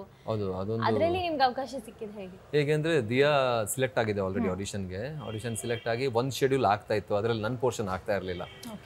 ದಿಯಾ ನೋಡಿದ್ರೆ ಫಸ್ಟ್ ಪೋರ್ಷನ್ ಅಲ್ಲಿ ದೀಕ್ಷಿತ್ ಮತ್ತೆ ಖುಷಿ ಅವ್ರದ್ದು ಪೋರ್ಷನ್ ಶೂಟ್ ಮಾಡ್ತಾ ಇದ್ರು. ಆವಾಗ ನನ್ನ ಪೋರ್ಷನ್ಗೆ ಒಂದು ಸ್ವಲ್ಪ ಗ್ಯಾಪ್ ಇದೆ ಅಂತ ಹೇಳಿದ್ರು. ಆವಾಗ ನನಗೆ ಈ ಪಿಲಿಬೈಲ್ ಯಮುನಕ್ಕ ಫಿಲ್ಮ್ ಇದು, ಅಂದರೆ ಸೂರಜ್ ಶೆಟ್ಟಿ ಅಂತ ಅದರ ನಿರ್ದೇಶಕರು ಆ್ಯಂಡ್ ಅದರ ಪ್ರೊಡ್ಯೂಸರ್ಸು ಎಲ್ಲ ಸೇರಿ ಈ ಥರ ಆಫರ್ ಇದೆ ಅಂತ ಹೇಳಿದಾಗ ನಾನು ಸರ್ ಹತ್ರ ಕೇಳಿದೆ, ಅಶೋಕ್ ಸರ್ ಹತ್ರ, ಸರ್ ಈ ಥರ ಒಂದು ತುಳು ಫಿಲ್ಮ್ ಇದೆ, ಮಿಡ್ಲಲ್ಲಿ ಒಂದು 35 ಡೇಸ್ ಬೇಕಾಗ್ಬೋದು, ಬರ್ಬೋದಾ ಅಂತ. ಯೂಶ್ವಲಿ ಈಗ ದೊಡ್ಡ ಡೈರೆಕ್ಟ್ರು, ಈಗ ಅವರು ಆಲ್ರೆಡಿ ಹಿಟ್ ಆಗಿರುವಂಥ ಡೈರೆಕ್ಟರ್, ಯೂಶ್ವಲಿ ಅವ್ರ ಜೊತೆ ಎಲ್ಲ ಮಾಡುವಾಗ ನನ್ನ ಅನುಭವ ಇದೆ ನನಗೆ. ಈ ಥರ ಒಂದು ಕೇಳಿದ್ರೆ ಏನು ಹೇಳ್ತಾರೆ ಅಂತ ಹೇಳಿದ್ರೆ, ನಿಂಗೆ ಇಷ್ಟು ದೊಡ್ಡ ಆಪರ್ಚುನಿಟಿ ಕೊಟ್ಟಿದ್ದೀನಿ, ಯಾಕೆ ಹೋಗ್ತೀಯಾ, ಮಾಡಬೇಡ ಅಂತೆಲ್ಲ ಹೇಳ್ಬಿಡ್ತಾರೆ ಕೆಲವರೆಲ್ಲ ನಂಗೆ ಗೊತ್ತು. ಬಟ್ ಇವರು ಇಲ್ಲ, ನೀನು ಹೋಗಿ ಮಾಡುವ, ನಿಂಗೆ ಒಂದು ಸ್ವಲ್ಪ ಎಕ್ಸ್ಪೀರಿಯನ್ಸ್ ಆಗುತ್ತೆ, ಒಳ್ಳೆಯದೇ, ನೀನು ಮಾಡು ಅಂತ. ಈ ಥರ ವೆರಿ ತುಂಬ ಕಡಿಮೆ ಸಿಗೋದು. ನಾನು ತುಂಬ ಲಕ್ಕಿ ಅನ್ಕೋತೀನಿ. ಸೊ ಅವರು ಬಿಟ್ಟರು, ಹೋದೆ, ಫಿಲ್ಮ್ ಮಾಡಿದ್ವಿ, ಎಟ್ ಅ ಸ್ಟ್ರೆಚ್ ಶೂಟ್ ಮಾಡಿದ್ವಿ. ನನಗೆ ಭಾಳ ಎಷ್ಟು ಖುಷಿ, ಬಿಕಾಸ್ ನನ್ನ ಮಾತೃಭಾಷೆಯಲ್ಲಿ ಒಂದು ಆ ಥರ ಒಂದು ಸಿನಿಮಾ ಆ್ಯಂಡ್ ಅದು ಹಿಟ್ ಆಗುವಂಥ ಹಿಟ್ ಆಗೋದು ನಾನು ಯೋಚನೆ ಮಾಡಿರಲಿಲ್ಲ. ಬಟ್ ತುಂಬ ಒಳ್ಳೆ ರೀತಿಲಿ ಮಾಡಿದ್ವಿ. ಆ್ಯಂಡ್ ಒಳ್ಳೆ ಆರ್ಟಿಸ್ಟ್ಗಳು, ಎಸ್ಪೆಷಲಿ ಅರವಿಂದ್ ಬೋಲರ್, ನವೀನ್ ಡಿ ಪಡೀಲ್, ಭೋಜರಾಜ್ ಬಾಮಂಜೂರ್ ಎಲ್ಲ ಲೆಜೆಂಡ್ಸ್ ಅಲ್ಲಿ ಅವರು. ಸೊ ಶೂಟ್ ಮಾಡಿದ್ವಿ. ಮೊದಲನೇ ವಾರ ಅಷ್ಟು ನಮ್ಗೆ ಗೊತ್ತಾಗಿಲ್ಲ ರಿಲೀಸ್ ಆಗಿದ್ದು. ಒಂದು ವಾರ ಆದಮೇಲೆ ಒಂದಷ್ಟು ಜನ ಆ ಸಿನಿಮಾದ ಕ್ಲಿಪ್ಪಿಂಗ್ಸನ್ನು ಥಿಯೇಟ್ರಲ್ಲಿ ಶೂಟ್ ಮಾಡಿದ್ರು. ಶೂಟ್ ಮಾಡಿ ಅಪ್ಲೋಡ್ ಮಾಡಿಬಿಟ್ರು ಫೇಸ್ಬುಕ್ಕಲ್ಲಿ, ಚಿಕ್ಕ ಚಿಕ್ಕ ಕ್ಲಿಪ್ಪಿಂಗ್ಸ್ನ. ಮೊದಲು ನಾವು ಅದನ್ನು ಫುಲ್ ಅಪೋಸ್ ಮಾಡಿದ್ವಿ, ಅಂದರೆ ಬಟ್ ಅದು ವೈರಲ್ ಆಗಿಬಿಡ್ತು. ವೈರಲ್ ಆದ ತಕ್ಷಣ ನೆಕ್ಸ್ಟ್ ವೀಕಿಂದ ಥಿಯೇಟರ್ ಲೈಕ್ ಜಾತ್ರೆ. ನಾನು ಮಾತ್ರ ಅದೊಂಥರ ಡ್ರೀಮ್ ಥರ. ಒಂದು 250 days 200 days ಏನೋ ಸಿನಿಮಾ ಥಿಯೇಟ್ರಲ್ಲಿ ಓಡಿರೋದು ಅದು. ಅದು ಹೌದು. ಅಲ್ಲ, ಅದ್ರ ಮೇಲೇನು ತುಂಬ ಫಿಲ್ಮ್ಸ್ಗಳು ಓಡಿದೆ ಅಲ್ಲಿ. ಬಟ್ ಇದೊಂದು ನಮಗೆ ಖುಷಿ ವಿಚಾರ. ನನ್ನ ಕೆರಿಯರಲ್ಲಿ ಒಂದು ಯಾವಾಗಲೂ ನೆನಪಲ್ಲಿ ಇಟ್ಕೊಳ್ಳುವಂಥ ಸಿನಿಮಾ ಪಿಲಿಬೈಲಿ ಅಮ್ಮನಕ್ಕ. ಸೊ ಅದಕ್ಕೆ ಡೈರೆಕ್ಟರ್ಗೆ, ಪ್ರೊಡ್ಯೂಸರ್ಸ್ಗೆ ಎಲ್ಲರಿಗೂ ನಾನು ಆಭಾರಿ. ಆ್ಯಂಡ್ ತುಳು ಜನರಿಗೆ ಎಲ್ರಿಗೂ. ನೀವು ಈಗ ಮೆನ್ಷನ್ ಮಾಡಿದ್ರಿ ಇದೇ ಸಮಯದಲ್ಲಿ ನೀವು ದಿಯಾನು ಸೈಮಲ್ಟೇನಿಯಸ್ ಆಗಿ ಆಗ್ತಿತ್ತಂತ. ಅದು ನಿಮ್ಮ ಫಿಲ್ಮ್ ಕರಿಯರಲ್ಲಿ ಅನದರ್ ಮೈಲ್ ಸ್ಟೋನ್. ಕರೆಕ್ಟಾಗಿ 2019 ಹಾಗೆ ಅದು ರಿಲೀಸ್ ಆಯಿತು. ಇನ್ನೇನು ಲೈಕ್ ನಮಗೆ ನಿಮ್ಮ ಪಾತ್ರ ತುಂಬಾ ವೆರಿ ಸಟಲ್, ಸಾಫ್ಟ್ ಸ್ಪೋಕನ್, ತುಂಬಾ ಇಷ್ಟ ಆಗೋಯ್ತು. ಅದು ಎಲ್ಲರಿಗೂ ಆ ಪಾತ್ರ ಸಖತ್ ಇಷ್ಟ ಆಯಿತು. ಸಿನಿಮಾ ಸೂಪರ್ ಹಿಟ್ ಆಯಿತು, ಕತೆ ಇರ್ಬೋದು. ಅದಾದಮೇಲೆ ಅದು OTT ಪ್ಲ್ಯಾಟ್ಫಾರ್ಮಲ್ಲೂ ಇನ್ನೊಂಥರ ಸಕ್ಸಸ್ನ ಕಾಣ್ತು. ನೀವು ಫಸ್ಟ್ ಟೈಮ್ ಒಂದು ಕನ್ನಡ ಚಿತ್ರನ ಮಾಡ್ತಿದ್ದಿದ್ದು ಆನ್ ಬಿಗ್ ಸ್ಕೇಲ್, ಬಿಗ್ ಸ್ಕ್ರೀನ್ಗೆ. ಈ ಆಪರ್ಚುನಿಟಿ ಸಿಕ್ಕಿ ಅದಾದಮೇಲೆ ಜನರ ರಿಯಾಕ್ಷನ್ ಅದಕ್ಕೆ ನಿಮ್ಗೆ ಹೇಗಿತ್ತು? ಅಯ್ಯೋ, ಅದು ಒಂಥರ ಈಗ ನಾನು ವರ್ಡ್ಸಲ್ಲಿ ಎಕ್ಸ್ಪ್ಲೇನ್ ಮಾಡೋಕ್ಕಾಗಲ್ಲ. ಬಟ್ ಇದರಲ್ಲೂ ನನ್ನದು ಏನು ಅದರ ಕ್ರೆಡಿಟ್ ಅಂತ ಹೇಳಕ್ಕೆ ಆಗಲ್ಲ. ಬಿಕಾಸ್ ನನ್ನ ಪಾತ್ರ ಏನಿದೆ, ಆದಿ ಅನ್ನೋವಂಥ ಪಾತ್ರ ಅಥವಾ ಚಿತ್ರದಲ್ಲಿರುವಂಥ ಯಾವುದೇ ಪಾತ್ರ ಬರ್ತಿದ್ದು ಅಶೋಕ್ ಸರ್. ಆ್ಯಂಡ್ ಅದರಲ್ಲೂ ಈಗ ನಾನು ಏನೇ ಡೈಲಾಗ್ ಹೇಳಿದ್ರು ಕೂಡ, ಅದರಲ್ಲಿ ಏನೇ ಆ್ಯಕ್ಟ್ ಮಾಡಿದ್ರು ಕೂಡ, ಅದರಲ್ಲಿ ಏನೇ ಒಂದು ಚಿಕ್ಕ ನುವಾನ್ಸ್, ಒಂದು ಚಿಕ್ಕ ಲುಕ್ ಕೊಟ್ಟಿದ್ರು ಕೂಡ, ಅದು was choreographed by Ashok sir, the director. So ಹಾಗಾಗಿ ನಾನು ಅದ್ರ ಕ್ರೆಡಿಟು ಕೆಲವರೆಲ್ಲ ಹೇಳ್ತಾರೆ ನೀನು ತುಂಬ ಇದು ಅಂದರೆ ಹಂಬಲಾಗಕ್ಕೆ ಹೋಗ್ತಾ ಇದೆ. ಇಲ್ಲೇ ಅದು ಇರೋ ಫ್ಯಾಕ್ಟ್. ಬಿಕಾಸ್ ಅದರಲ್ಲಿ ಒಂದು ಲುಕ್ಕು ಕೊಟ್ಟರು ಕೂಡ it was choreographed by him, Ashok sir. So ಹಾಗಾಗಿ ಆ ಸಿನಿಮಾ ಆಗಲಿ, ಇಷ್ಟು ಸಿನಿಮಾಗಳು ನನಗೆ ಸಿಗ್ತಾ ಇದೆ, ಎಲ್ಲನೂ ಆಗಲಿ, ಎಲ್ಲ ಅವ್ರ ಭಿಕ್ಷೆ, ಮತ್ತಿನ್ನೇನಿಲ್ಲ. ಬಟ್ ಅದೇ ಖುಷಿ. ಅಂದರೆ ಇಷ್ಟ್ರ ಮಟ್ಟ ನಾನು ಯಾವಾಗಲೂ ಅನ್ಕೋತಾ ಇದ್ದೆ, ಈಗ ನಾನು ಮಾಡೋ ಆ್ಯಕ್ಟ್ ಆಗಿರಲಿ, ಹೇಳೋ ಡೈಲಾಗ್ ಆಗಿರಲಿ, ಜನರಿಗೆ ಕನೆಕ್ಟ್ ಆಗಿ ಜನರು ಅದಕ್ಕೆ ರಿಯಾಕ್ಟ್ ಮಾಡೋದು ಭಾಳ ಇಂಪಾರ್ಟೆಂಟ್. ಆ್ಯಸ್ ಅನ್ ಆ್ಯಕ್ಟರ್ ನಾವು ನೆಕ್ಸ್ಟ್ ಲೆವೆಲ್ಗೆ ಅಥವಾ ಒಂದಷ್ಟು ವರ್ಷ ಟ್ರಾವೆಲ್ ಮಾಡಬೇಕು ಅಂತ ಹೇಳಿದ್ರೆ ಜನರು ರೆಸಿಪ್ರೋಕ್ರೇಟ್ ಮಾಡೋದು ಭಾಳ ಇಂಪಾರ್ಟೆಂಟು ನಾವು ಮಾಡೋ ಪರ್ಫಾರ್ಮೆನ್ಸಿಗೆ. ನನಗೆ ಅದೊಂದು ಭಾಳ ಅಂದರೆ ಯಾವಾಗಲೂ ಅನ್ಕೋತಾ ಇದ್ದೆ, ನಾನು ಮಾಡ್ತಾ ಇರೋದು ಕರೆಕ್ಟಾ, ಆ್ಯಕ್ಚುಲಿ ಜನರಿಗೆ ನಾನು ಕನೆಕ್ಟ್ ಆಗ್ತೀನಾ ಅನ್ನೋದು. ಅದು ಭಾಳ ಒಂದು ಭಯ ಇತ್ತು. ಸೊ ದಿಯಾ ಆದಮೇಲೆ ಜನರು ಆ ಪಾತ್ರಕ್ಕೆ ಕನೆಕ್ಟ್ ಆಗಿರೋ ರೀತಿ, ಅವರು ಅದನ್ನು ಮನಸ್ಸಿಗೆ ತಗೊಂಡು ಅವ್ರಿಗೆ ಎಫೆಕ್ಟ್ ಆಗಿರೋ ರೀತಿ ನೋಡೋದು ಭಾಳ ಖುಷಿ ಆಯಿತು. ಅಪ್ಪ ದೇವರೇ, ಅಂದರೆ ಓಕೆ, ಜನರಿಗೆ ಕನೆಕ್ಟ್ ಆಗ್ಬೋದು ನಾನು ಇಂಥ ಪಾತ್ರಗಳನ್ನು ಮಾಡಿದಾಗ ಅನ್ನೋ ಒಂದು ಧೈರ್ಯ ಬಂತು. ಆ್ಯಂಡ್ ಖುಷಿ ಆಯಿತು. And specially luck. ನಾನು ಈಗಲೂ ನಾನು ಅಂದ್ಕೊಳ್ಳೋದು ನನ್ನ ಲಕ್ ಅಷ್ಟೇ. ಈಗ ನನ್ನ ಥರ ಅಥವಾ ನನಗಿಂತ ತುಂಬ ಒಳ್ಳೆ, very good looking, very talented, extremely talented ಎಷ್ಟೋ ಜನ ಇದ್ದಾರೆ. ನನಗೇ ಗೊತ್ತು, ನನ್ನ ಸುತ್ತ ನಾನೇ ನೋಡ್ತಾ ಇದ್ದೀನಿ, ನನ್ನ ಸುತ್ತ ನನ್ನ ಹತ್ರನೇ ಆ್ಯಕ್ಟ್ ಮಾಡ್ತಾ ಇರ್ತಾರೆ. ನನಗೆ ಗೊತ್ತು ದೇ ಬೆಟರ್ ದೆನ್ ಮೀ ಅಂತ. ಬಿಕಾಸ್ ಥಿಯೇಟರ್ ಹೋಗಿರ್ತಾರೆ, ಒಂದಷ್ಟು ಅಧ್ಯಯನ ಮಾಡಿರ್ತಾರೆ, ತುಂಬ ಮೆಟಲ್ ಇರುತ್ತೆ ಅವ್ರ ಹತ್ರ, ತುಂಬ ಸ್ಟಫ್ ಇರುತ್ತೆ, ತುಂಬ ತಿಳ್ಕೊಂಡಿರ್ತಾರೆ. ನಾನು ಅಂಥದ್ದು ಏನಿಲ್ಲ. ನಾನು ನಿಜ ಹೇಳೋದು ಒಂದಷ್ಟು ತಿಳ್ಕೊಂಡಿದ್ದೀನಿ, ಇದೆಲ್ಲ ಇದ್ದೀನಿ. ಬಟ್ ನಿಜವಾಗ್ಲೂ ಹೇಳ್ಬೇಕಂದ್ರೆ ನಾನು ತಿಳ್ಕೊಳ್ಳೋದು ಭಾಳ ಇದೆ. ಐ ಕನ್ಸಿಡರ್ ಮೈಸೆಲ್ಫ್ ಲಕ್ಕಿ ಅಷ್ಟೇ. ಬಿಕಾಸ್ ನನಗೆ at right time Ashok sir ಸಿಕ್ಕರು, ಕೃಷ್ಣ ಚೈತನ್ಯ ದ ಪ್ರೊಡ್ಯೂಸರ್ ಸಿಕ್ಕರು, ಒಂದಷ್ಟು ಇವ್ರು ಸಿಕ್ಕರು, ದಿಯಾ ಆಯಿತು. ಹಾಗಾಗಿ ಐ ಆಮ್ ಹಿಯರ್. ಇವಾಗ ನೀವು ಇಂಟರ್ವ್ಯೂ ಮಾಡ್ತಾ ಇದ್ದೀರ, ಇಲ್ಲ ಅಂತ ಹೇಳಿದ್ರೆ it was very difficult. So I consider myself very lucky. ಜನರು ನೋಟಿಸ್ ಮಾಡಿದ್ರು. ಈಗಲೂ ಎಲ್ಲಾದರೂ ಹೋದಾಗ ನೀನು ದಿಯಾ ಆದಿ ಅಂತ ಹೇಳ್ತಾರೆ. ಈಗ ಮೊನ್ನೆ ತಾನೇ ಅದರದ್ದು ಹಿಂದಿ ವರ್ಷನ್ ರಿಲೀಸ್ ಆಯಿತು, ಡಬ್ಡ್ ವರ್ಷನ್, ಇಲ್ಲಿಂದ ಡಬ್ ಆಗಿರೋದು ಹೆವಿ ವೈರಲ್ ಆಗ್ತಾ ಇದೆ ಅಲ್ಲಿ. ಸೊ ಅದೆಲ್ಲ ಖುಷಿ ಆಗುತ್ತೆ. ಲಕ್ಕಿ ಫೀಲ್ ಮಾಡ್ತೀನಿ. ಆ್ಯಂಡ್ ನಾವು ಮಾಡಿರುವಂಥ ಸಿನಿಮಾ ರೀಚ್ ಆಯ್ತಲ್ಲ. ಈಗ ಅದರಲ್ಲಿ ಅಂಥದ್ದೇನು ಸಾಂಗು, ಫೈಟು, ತೀರಾ ಬಜೆಟ್ ಹಾಕಿರುವಂಥ ಸಿನಿಮಾ ಅಲ್ಲ. ಒಂದು ಜೆನ್ವಿನ್ ಒಂದು ಫೀಲ್ ಗುಡ್ ಸ್ಟೋರಿ ಅಷ್ಟೇ. ಆ ಫೀಲ್ ಗುಡ್ ಸ್ಟೋರಿ ಈ ಲೆವೆಲ್ಗೆ ರೀಚ್ ಆಯಿತು ಅಂದಾಗ ಭಾಳ ಖುಷಿ ಇದೆ. Feel really happy. ಆ್ಯಂಡ್ ಅದು ನಿಮ್ಮ ಮೊದಲ ಕನ್ನಡ ಚಿತ್ರ ಆಗಿತ್ತು.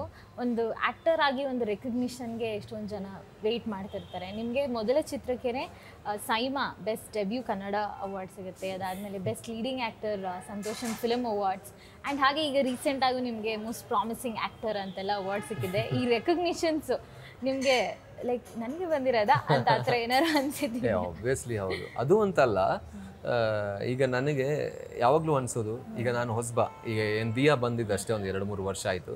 ಬಟ್ ಇಂಡಸ್ಟ್ರಿಯಲ್ಲಿ ಇರೋವಂಥ ಆ್ಯಕ್ಟರ್ಸ್, ಯಾವರೇ ಆ್ಯಕ್ಟರ್ಸ್ ಫಸ್ಟ್ ಟೈಮ್ ಸಿಕ್ಕಾಗ ಇಷ್ಟು ಚೆನ್ನಾಗಿ ಮಾತಾಡ್ತಾರೆ and they show so much love. ಅದು ನೋಡಿದಾಗ ಖುಷಿ ಆಗುತ್ತೆ. ಅಂದರೆ ಎಲ್ಲರೂ ನನ್ನ ಸುತ್ತ ಯಾರೆಲ್ಲ ಆ್ಯಕ್ಟರ್ಸ್ ತುಂಬ ಜನ ಇದ್ದಾರೆ, ಎಲ್ಲರ ಹತ್ರ ನಾನು ಮಾತಾಡ್ತೀನಿ. ಎಲ್ಲರೂ ತುಂಬ ಕ್ಲೋಸ್ ಇದ್ದಾರೆ, ತುಂಬ ಪ್ರೀತಿ ತೋರಿಸ್ತಾರೆ.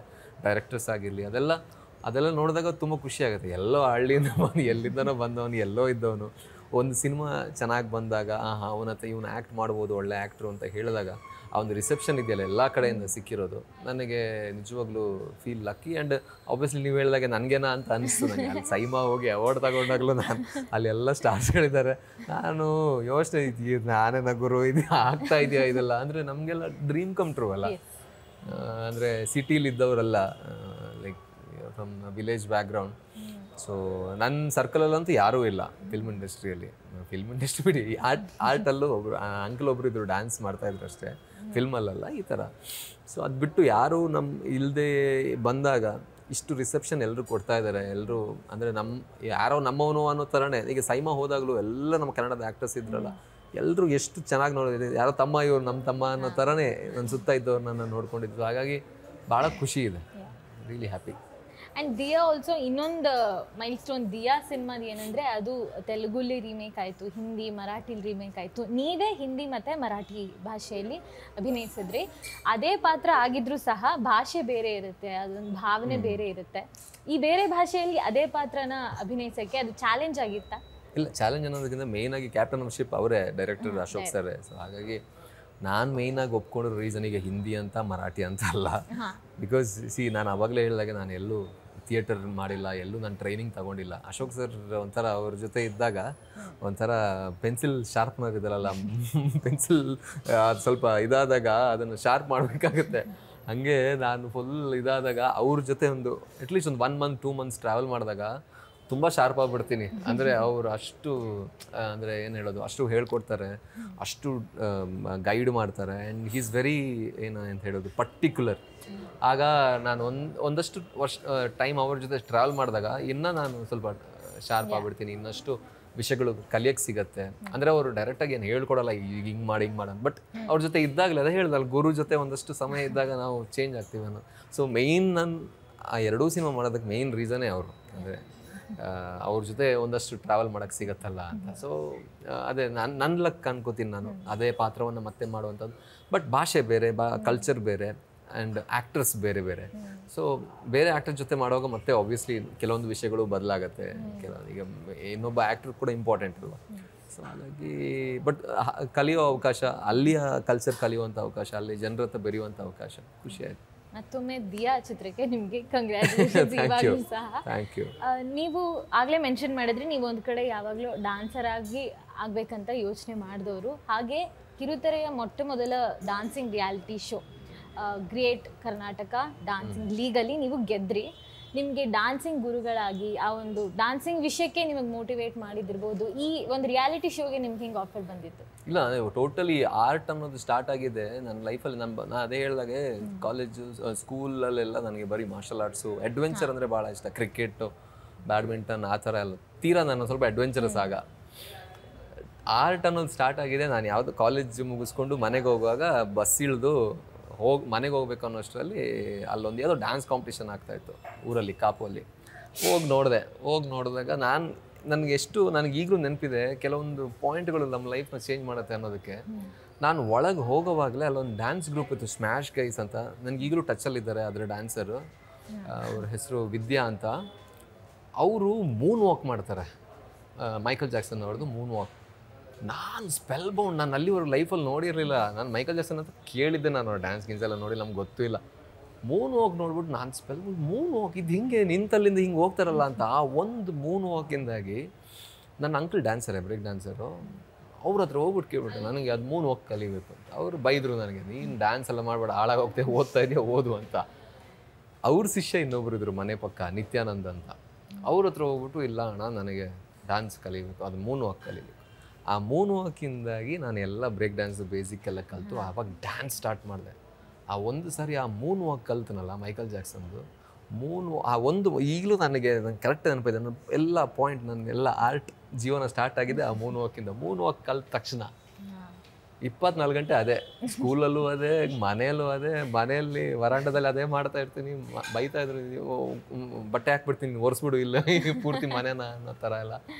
ಸೊ ಅಲ್ಲಿಂದ ಸ್ಟಾರ್ಟ್ ಆಗಿತ್ತು. ಸೊ ಟೋಟಲಿ ಹೇಳ್ಬೇಕಂದ್ರೆ ಜಾಕ್ಸನ್, ಪ್ರಭುದೇವ ಮಾಸ್ಟ್ರು, ಅಪ್ಪು ಸರು, ಅಲ್ಲು ಅರ್ಜುನ್. ಸೊ ಈ ಎಲ್ಲ ಡ್ಯಾನ್ಸರ್ಸ್ಗಳದ್ದು ತುಂಬ ನನಗೆ ಭಾಳ ಇನ್ಸ್ಪಿರೇಷನ್ ಇದೆ. ಬಿಕಾಸ್ ನಾನು ಸ್ಟಾರ್ಟ್ ಮಾಡಿದ್ದೆ ಅವರಿಂದ. ಸೊ ಹಾಗಾಗಿ ಅದೇ ಹೇಳ್ದಲ್ಲ, ಆ ಒಂದು Moon walk changed my life ಅನ್ನೋ ಥರ. ಸೊ ಎಲ್ಲ ಸ್ಟಾರ್ಟ್ ಆಗಿದೆ ಅಲ್ಲಿಂದ. ಈಗಲೂ ಡ್ಯಾನ್ಸ್ ಅಂತ ಹೇಳಿದ ತಕ್ಷಣ ಜಾಕ್ಸನ್ ಸರ್ದು ಸ್ಟೆಪ್ಸ್ಗಳೆಲ್ಲ ಮಾಡ್ತಾ ಇರ್ತೀವಿ. ನಾವು ಆ ಮೂನ್ ವ್ಯಾಕಿಗೆ ಗ್ರೇಟ್ಫುಲ್ ಆಗಿರಬೇಕು. ನಮ್ಮ ಇಂಡಸ್ಟ್ರಿ ಇರುವಂತ ಒಬ್ಬ ಒಳ್ಳೆ ಡ್ಯಾನ್ಸರ್ ಇವತ್ತಿದ್ದಾರೆ. ಇಲ್ಲ, ಒಂದಷ್ಟು ಡ್ಯಾನ್ಸ್ ಮಾಡ್ಬೇಕು, ಆಮೇಲೆ ಒಳ್ಳೆ ಡ್ಯಾನ್ಸರ್ ಅಂತ. ನನ್ ಸಿಕ್ಕಿಲ್ಲ ಅಂತ ಡ್ಯಾನ್ಸ್ ಏನು. Hopefully we hope so you give us a good dance number. ಇದೆಲ್ಲದರ ಮಧ್ಯೆ ನೀವು ಧಾರಾವಾಹಿಲಿ ಅಭಿನಯಿಸಿದ್ದೀರಾ. ಒಂದ್ ಕಡೆ ಸಿನಿಮಾ ಒಂಥರ ಮೇಕಿಂಗ್ ಆದ್ರೆ ಸೀರಿಯಲ್ ಮೇಕಿಂಗೇ ಬೇರೆ ಥರ. ರಾಧಾ ಕಲ್ಯಾಣ, ಸಾಗರ ಸಂಗಮ, ಲವ್ ಲವಿಕೆ, ಜೊತೆಯಲ್ಲಿ ಅದು ನಿಮ್ಗೆ ಇನ್ನೊಂಥರ ಫ್ಯಾನ್ ಬೇಸ್, ಇನ್ನೊಂಥರ ಆಡಿಯನ್ಸ್ ಸಿಕ್ಕಿದ್ರು. ಲೈಕ್ ಮನೇಲಿ ಎಲ್ಲರೂ ನೋಡ್ತಾರೆ ಅದನ್ನ ಕೂತು. ಫ್ಯಾನ್ ಬೇಸ್ ಅನ್ನೋದಕ್ಕಿಂತ ನನಗೆ ಒಂದು ಒಳ್ಳೆ ಬೇಸ್ ಕೊಡ್ತು ಅದು. ಫ್ಯಾನ್ ಅಲ್ಲ, ಫ್ಯಾನ್ ನನಗೆ ಗೊತ್ತಿಲ್ಲ ಇದಾರೇನೋ ಅಂತ. ಬಟ್ ಏನಂದರೆ ಭಾಷೆ ಕಲಿಯೋದು. ನಾನು ಅದೇ ಹೇಳಿದಾಗ ನಮಗೆ ಮಂಗಳೂರು ಕನ್ನಡ ಆಗಿರೋದ್ರಿಂದ ನನಗೆ ಇಲ್ಲಿಯ ಒಂದು ಶೈಲಿಯ ಕನ್ನಡ ಆಗಿರಲಿ ಅಥವಾ ಒಂದು ನಾರ್ಮಲ್ ಕನ್ನಡ ಮಾತಾಡುವಂಥದ್ದು ಹೇಳ್ಕೊಟ್ಟಿದ್ದೆ ಧಾರಾವಾಹಿಯಲ್ಲಿ ನಾನು ಸ್ಟಾರ್ಟ್ ಮಾಡಿದ ಮೇಲೆ. ಅಶು ಬೆದರ ಸರ್ ಅವರ ಸೀರಿಯಲ್ಲು ಸಾಗರ ಸಂಗಮ, ಅದರಲ್ಲಿ ಸ್ಟಾರ್ಟ್ ಮಾಡಿದೆ.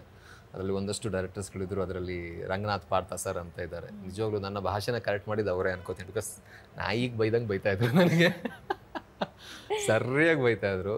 ಬೈದು ಅದೇ ಹಾಗೆ ಕಲಿಯೋದಲ್ವ ನಾವು. ಸೊ ಅವರ ಭಯಕ್ಕೆ ನಾನು ಭಾಳ ಪ್ರಿಪೇರ್ ಆಗ್ತಾಯಿದ್ದೆ. ಅಂದರೆ ಅವರು ಬರ್ತಾ ಇದ್ದಾರೆ ಅಂತ ಹೇಳಿದ್ರೆ ಅವ್ರು ಭಾಳ ವಿನು ಬಳಂಜ ಸರ್ ಜೊತೆ ವರ್ಕ್ ಮಾಡಿದ್ದೀನಿ. ಸೊ ಅವರೆಲ್ಲ ಪ್ರಾಮಿನೆಂಟ್ ಡಿರೆಕ್ಟರ್ಸ್. ಆ್ಯಂಡ್ ಅವ್ರನ್ನ ಈಗಲೂ ಅವ್ರು ಬಂದರೆ ಎಲ್ಲ ಭಯ ಪಡ್ತಾರೆ ಆರ್ಟಿಸ್ಟ್ಗಳು. ನಾನಂತೂ ತುಂಬ ಭಯ ಪಡುವೆ, ನನಗೆ ಭಾಳ ಬೈಯೋರು. ಸೊ ಅವರು ಬೈಯೋ ಒಂದು ಇದಕ್ಕೆ ನಾನು ಭಾಳ ಪ್ರಿಪೇರ್ ಆಗಿ ಹೋಗ್ತಾಯಿದ್ದೆ. ಸೊ ಹಾಗಾಗಿ ನನಗೆ ಮಾತಾಡೋದಾಗಿರಲಿ, ಡೈಲಾಗ್ಸ್ನ ಬೈ ಹಾರ್ಟ್ ಮಾಡಿ, ಎಷ್ಟೇ ಡೈಲಾಗ್ ಕೊಟ್ಟರು ಅದನ್ನು ಬೈ ಹಾರ್ಟ್ ಮಾಡಿ ಅಥವಾ ಅದನ್ನು ಪ್ರಾಪರಾಗಿ ಹೇಳುವಂಥ ರೀತಿ ನನ್ನ ಸೀರಿಯಲ್ಸಲ್ಲಿ ಕಲಿತೆ. ಎಲ್ಲ ಸೀರಿಯಲ್ಸು ನಾನು ಝೀಯಲ್ಲಿ ಮಾಡಿದ್ದು. So really grateful. ಅಂದರೆ ಅವಕಾಶ ಸಿಕ್ತು, ಪರ್ಫಾರ್ಮ್ ಮಾಡೋಕ್ಕೆ ಅವಕಾಶ ಸಿಕ್ತು, ದಿನಾ ಪರ್ಫಾರ್ಮ್ ಮಾಡೋಕ್ಕೆ ಅವಕಾಶ ಸಿಕ್ತು. ಅದೊಂಥರ ಟ್ರೈನಿಂಗ್ ಅಲ್ವಾ. ಒಂದು ರೀತಿಯಲ್ಲಿ ಕೆಲಸನೂ ಮಾಡ್ತಾಯಿದ್ದೀನಿ, ಸಂಬಳನೂ ಕೊಡ್ತಾ ಇದ್ದಾರೆ, ಅದ್ರ ಜೊತೆ ನಂಗೆ ಟ್ರೈನಿಂಗೂ ಇದೆ. ಸೊ ಹಾಗಾಗಿ ರಿಯಲಿ ಗ್ರೇಟ್ಫುಲ್. ಫ್ಯಾನ್ ಬೇಸ್ ಗೊತ್ತಿಲ್ಲ. ಜೊತೆಯಲ್ಲಿ ಮಾಡಿದಾಗ ಅದು ಆಲ್ರೆಡಿ ಸೀರಿಯಲ್ ತುಂಬ ಫೇಮಸ್ ಆಗಿದ್ದರಿಂದ ನಾನು ಪಾತ್ರ ಮಾಡಿದಾಗ ನನಗೆ ಒಂದಷ್ಟು ಇಂಥೊಬ್ಬ ಆ್ಯಕ್ಟ್ರ್ ಇದ್ದಾನೆ ಅಂತ ಗೊತ್ತಾಯ್ತು ಜನರಿಗೆ. ಇಲ್ಲಾಂದರೆ ಯಾರಿಗೂ ಇವನು ಎಲ್ಲೋ ನೋಡಿದ್ದೀನಲ್ಲ ಅಂತ ಇತ್ತು ಅಷ್ಟೇ. ಜೊತೆಯಲ್ಲಿ ಒಂದು 50 ಎಪಿಸೋಡ್ ಮಾಡಿದಾಗ ಪೀಪಲ್ ನೋಟಿಸ್ ಮಾಡಿದ್ರು, ಇಂಥ ಒಬ್ಬ ಆ್ಯಕ್ಟರ್ ಇದ್ದಾನೆ ಅಂತ. ಆಮೇಲೆ ದಿಯಾ ಬಂತು. ಸೊ ಹಾಗೆ ನೀವು ಕನ್ನಡ ಚಿತ್ರದ ಜೊತೆ ತುಳು ಸಿನಿಮಾಗಳನ್ನೂ ಸೈನ್ ಮಾಡ್ತಿದ್ದೀರಾ. ಆ ಭಾಷೆನ ಬಿಟ್ಟು ಕಂಪ್ಲೀಟಾಗಿ ಈ ಕಡೆಗೆ ಬಂದಿಲ್ಲ. ಈ ಬ್ಯಾಲೆನ್ಸ್ ಮಾಡೋದಿರ್ಬೋದು ಅಥವಾ ಆ ಸ್ಕ್ರಿಪ್ಟನ್ನು ನೀವು ಯಾಕೆ ಯಾವ ವಿಷಯಕ್ಕೆ ಓಕೆ ಮಾಡಿ? ಬ್ಯಾಲೆನ್ಸ್ ಅಂತಲ್ಲ, ತುಳುವಲ್ಲಿ ನಾನು ತುಂಬ ಸಿನಿಮಾ ಮಾಡಿದ್ದೀನಿ ಆಲ್ರೆಡಿ. ಇನ್ನೂ ಮಾಡಬೇಕು ಅಂತ ಇದೆ. ನನ್ನ ತಂಡವನ್ನು ಇಟ್ಕೊಂಡು ನಾನು ಒಂದಷ್ಟು ತುಳು ಸಿನಿಮಾಗಳು ಮಾಡಬೇಕು ಅಂತ. ಬಿಕಾಸ್ ನನ್ನ ಮಾತೃಭಾಷೆ ಅದು. ಹಾಗಾಗಿ ಖುಷಿ ಅಂದರೆ ಅದೊಂಥರ ಖುಷಿ ನಮ್ಮ ಭಾಷೆಯಲ್ಲಿ ಮಾಡೋವಂಥದ್ದು. ಅಲ್ಲಿ ಆರ್ಟಿಸ್ಟ್ ಆಗಿರಲಿ, ಅಲ್ಲಿಯ ಕಾಮಿಡಿ ಟೈಮಿಂಗ್ಸ್ ಆಗಲಿ ನನಗೆ ಭಾಳ ಇಷ್ಟ. ಎಲ್ಲ ಆರ್ಟಿಸ್ಟ್ಗಳು ತುಂಬ ಪ್ರೀತಿ ಪಾತ್ರರು ಎಲ್ಲರೂ ಕೂಡ. ಸೊ ಬ್ಯಾಲೆನ್ಸ್ ಅನ್ನೋದು ಏನಿಲ್ಲ. ಈಗ ನಾನು ಅಲ್ಲೂ ಮನೆ ಇದೆ, ಇಲ್ಲೂ ಮನೆ ಇದೆ, ಎರಡೂ ನನ್ನ ಮನೆಯೇ. ಬೆಂಗಳೂರಲ್ಲಿರೋದು ನಮ್ಮ ಮನೆಯೇ, ಅದು ನಮ್ಮ ಮನೆಯೇ, ಎರಡೂ ನಮ್ಮ ಭಾಷೆನೇ. ಸೊ ಬ್ಯಾಲೆನ್ಸ್ ಅನ್ನೋದೇನಿಲ್ಲ, ಖುಷಿನೇ. ಎರಡೂ ನಮ್ಮ ಭಾಷೆ ಆಗಿರೋದ್ರಿಂದ ಮಾಡೋದು ನನ್ನ ಖುಷಿ. ಸೊ ಇನ್ನು ಮುಂಬರುವಂಥ ಸಿನಿಮಾಗಳು ನಾನೇ ಓನ್ ತಂಡ ಮಾಡಿ ಒಂದಷ್ಟು ತುಳು ಸಿನಿಮಾಗಳು ಮಾಡಬೇಕು ಅನ್ನೋದು ನನ್ನ ಆಸೆ ಇದೆ. ಅಂದರೆ ನಾನು ಏನು ಅಂದ್ಕೊಂಡಿದ್ದೆ, ಯಾವ ಥರದ ತುಳು ಸಿನಿಮಾಗಳು ಮಾಡಬೇಕು ಅನ್ನೋದಿದೆ. ಅದು ನನ್ನ ತಲೆಯಲ್ಲಿದೆ, ಆಸೆ ಇದೆ. ದೇವರು ಅಂದರೆ ಶಕ್ತಿ ಕೊಟ್ಟರೆ ಆದಷ್ಟು ಬೇಗ ನಾನು ಮಾಡ್ತೀನಿ. ನೀವು RJ ಆಗಿದ್ರಿ, ಆ್ಯಕ್ಟಿಂಗು ಧಾರಾವಾಹಿಲೆಲ್ಲ ಇದ್ರಿ. ಆದರೆ ಎಷ್ಟೊಂದು ಜನಕ್ಕೆ ಗೊತ್ತಿಲ್ಲ ನೀವು ಹಾಡು ಕೂಡ ಹಾಡ್ತೀರಾ, ಸಂಗೀತ ಸಂಯೋಜನೆ ಮಾಡಿದ್ದೀರಾ ಅಂತೆಲ್ಲ. ಈ ಮ್ಯೂಸಿಕ್ ಆಲ್ಬಮ್ ಮಾಡಬೇಕು, ನಾನೇ ಹಾಡಬೇಕು ಅಥವಾ ಈ ಥರ ಇದಕ್ಕೆ ಯಾವ್ದಾದ್ರು ಒಂದು ಇನ್ಸ್ಪಿರೇಷನ್ ಇತ್ತು? ನೀವು ಕಲ್ತಿದ್ರಾ ಹಾಡು ಹೇಳೋದನ್ನೆಲ್ಲ? ಯಾವುದು ಕಲ್ತಿರಲಿಲ್ಲ. RJ ಆಗಿದ್ದಾಗ ನಮಗೆ ಅಂದರೆ ಆಬ್ವಿಯಸ್ಲಿ ಅದರದ್ದು ಆ್ಯಕ್ಸೆಸ್ ಇತ್ತು. ನಮ್ಮ ಸೌಂಡ್ ಇಂಜಿನಿಯರ್ ಇದ್ದರು, ಈ ಆಡಿಯೋ ಜೊತೆ ಆಡುವಂಥ ಕೆಲಸ ಮಾಡ್ತಾ ಇದ್ದೆ ಆಗ ಒಂದಷ್ಟು ವಿಷಯಗಳು. ಸೊ ಆಗ ಒಂದು ಅವಾರ್ಡ್ ಫಂಕ್ಷನ್ ಮಾಡಿದ್ವಿ. ಆ ಅವಾರ್ಡ್ ಫಂಕ್ಷನ್ಗೆ ಟೈಟಲ್ ಸಾಂಗ್ ಏನಿತ್ತು ಅದು ನಾನು ಕಂಪೋಸ್ ಮಾಡಿದ್ದೆ. ಅದು ಆವಾಗ ಅದನ್ನು ಏನೋ ಒಂದು ಇದು ಕಂಪೋಸಿಂಗ್ ಮಾಡುತ್ತೆ. ಸಿಂಗಿಂಗ್ ಆರ್ಕೆಸ್ಟ್ರಾದಲ್ಲೆಲ್ಲ ಸಿಂಗ್ ಮಾಡ್ತಾ ಇದ್ದೆ, ಡ್ಯಾನ್ಸ್ ಸಾಂಗ್ ಎಲ್ಲ. ಅಂದರೆ ನಾನು ಅದೇ ಹೇಳಿದಾಗ ಮೈಕಲ್ ಜಾಕ್ಸನ್ ಫ್ಯಾನು. ಸೊ ಅವರು is a phenomenal king of pop ಅಂತಾರೆ.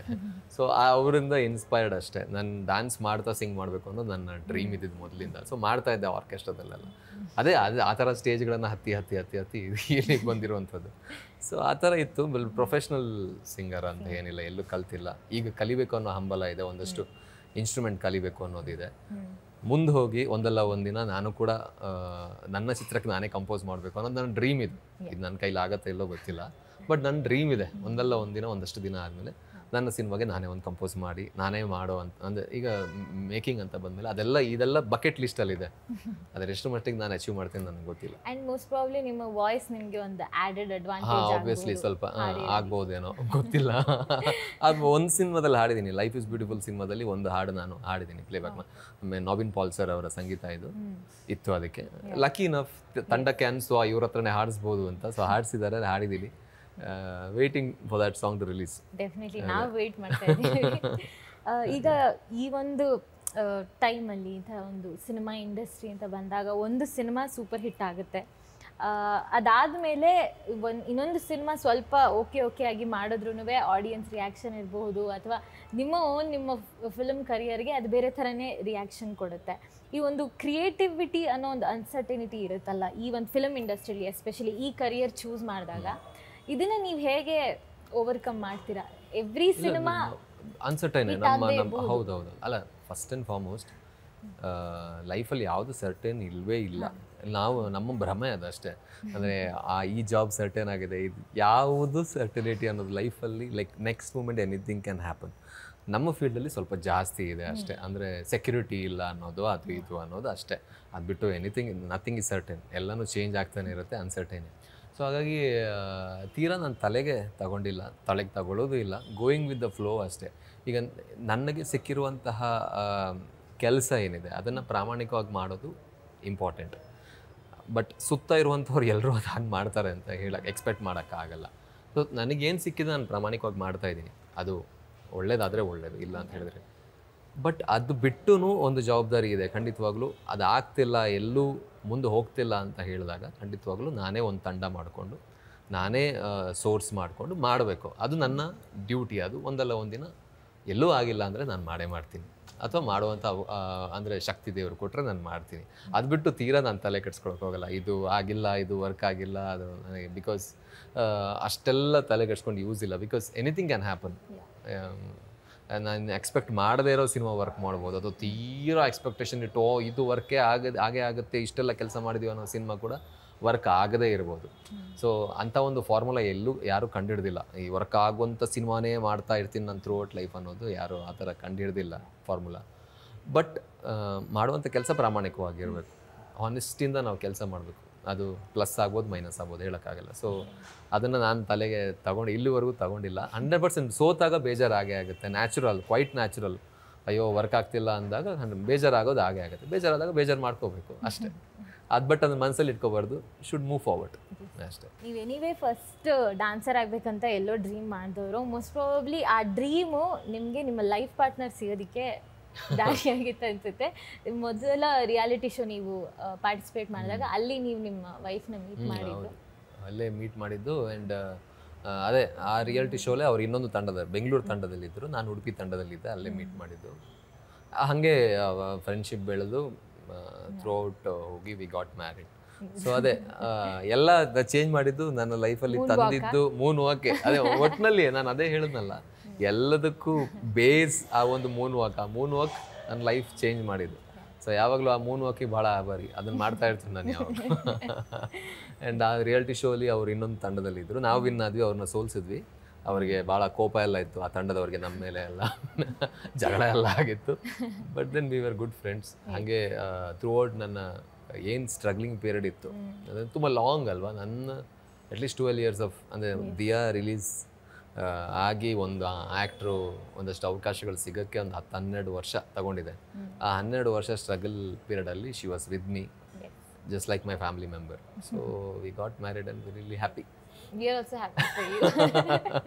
ಈಗ ನಮಗೋಸ್ಕರ ನಿಮ್ಮ ಅಮೇಝಿಂಗ್ ವಾಯ್ಸಲ್ಲಿ ಒಂದು ಎರಡು ಲೈನ್ ಯಾವ್ದಾದ್ರು ನಿಮ್ಮ ಫೇವ್ರೆಟ್ ಕನ್ನಡ ಹಾಡು ಹಾಡಿದ್ರು ವಿಲ್ ಬಿ ವೆರಿ ಹ್ಯಾಪಿ. ನಾನು ಲಿರಿಕ್ಸ್ ನೋಡಿ ಆಡಬೇಕಾಗತ್ತೆ. Please, no problem.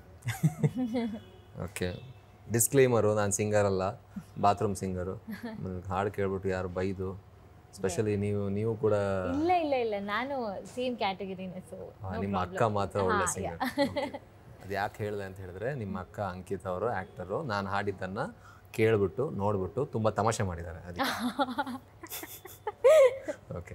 ಕವಿತೆ ಕವಿತೆ ನೀನೇಕೆ ಪದಗಳಲ್ಲಿ ಕುಳಿತೆ, ಕವಿತೆ ಕವಿತೆ ನೀನೇಕೆ ರಾಗದಲ್ಲಿ ಬೆರೆತೆ, ನನ್ನೆದೆಯ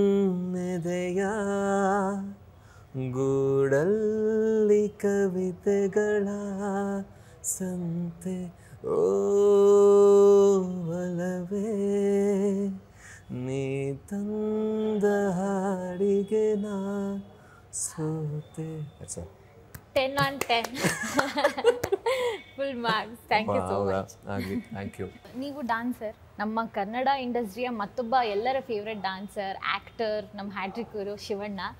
ಹಾಗೆ ಶಿವಣ್ಣ ಹಾಗೂ ಧನಂಜಯ್ ಅವ್ರ ಜೊತೆ ನೀವು ಭೈರಾಗಿ ಸಿನಿಮಾ ಮಾಡಿದ್ರಿ. ಶಿವಣ್ಣ ಅವ್ರ ಜೊತೆ ನಿಮ್ಮ ಎಕ್ಸ್ಪೀರಿಯನ್ಸ್ ಹೇಗಿತ್ತು?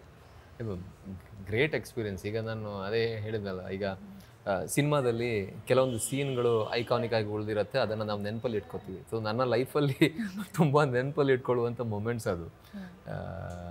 ಖಂಡಿತವಾಗ್ಲೂ ಅಂದರೆ ರೈಟ್ ಫ್ರಮ್ ಮುಹೂರ್ತ, ಸಿನಿಮಾ ಮುಗಿದು ಪ್ರಮೋಷನ್ವರೆಗೂ ನನಗೆ ಎಷ್ಟು ಸಪೋರ್ಟ್ ಮಾಡಿದ್ದಾರೆ ಅಂತ ಹೇಳಿದ್ರೆ, ಈಗಲೂ ಆ ಸಿನಿಮಾ ನೋಡಿದಾಗ ಒಂದಷ್ಟು ಜನ ನನ್ನ ಮತ್ತು ಶಿವಣ್ಣ ಸರ್ ಕ್ಯಾರೆಕ್ಟರ್ ಮಧ್ಯೆ ಇರುವಂಥ ಕೆಮಿಸ್ಟ್ರಿನ ಇಷ್ಟಪಡ್ತಾ ಇದ್ದಾರೆ ಅಂತ ಹೇಳಿದ್ರೆ, ಅದಕ್ಕೆ ಅವ್ರು ಕೊಟ್ಟಿರುವಂಥ ಲೀನಿಯನ್ಸ್ ಅಷ್ಟಿತ್ತು. ಅಂದರೆ ಆ ಪಾತ್ರ ಕೆಲವೊಂದು ಸರಿ ಹೋಗೋ ಬರೋ ಅಂತ ಮಾತಾಡ್ತಾಯಿತ್ತು. ನಾನು ಭಯಪಟ್ಟೆ, ನನಗೆ ಆಗಲಿಲ್ಲ.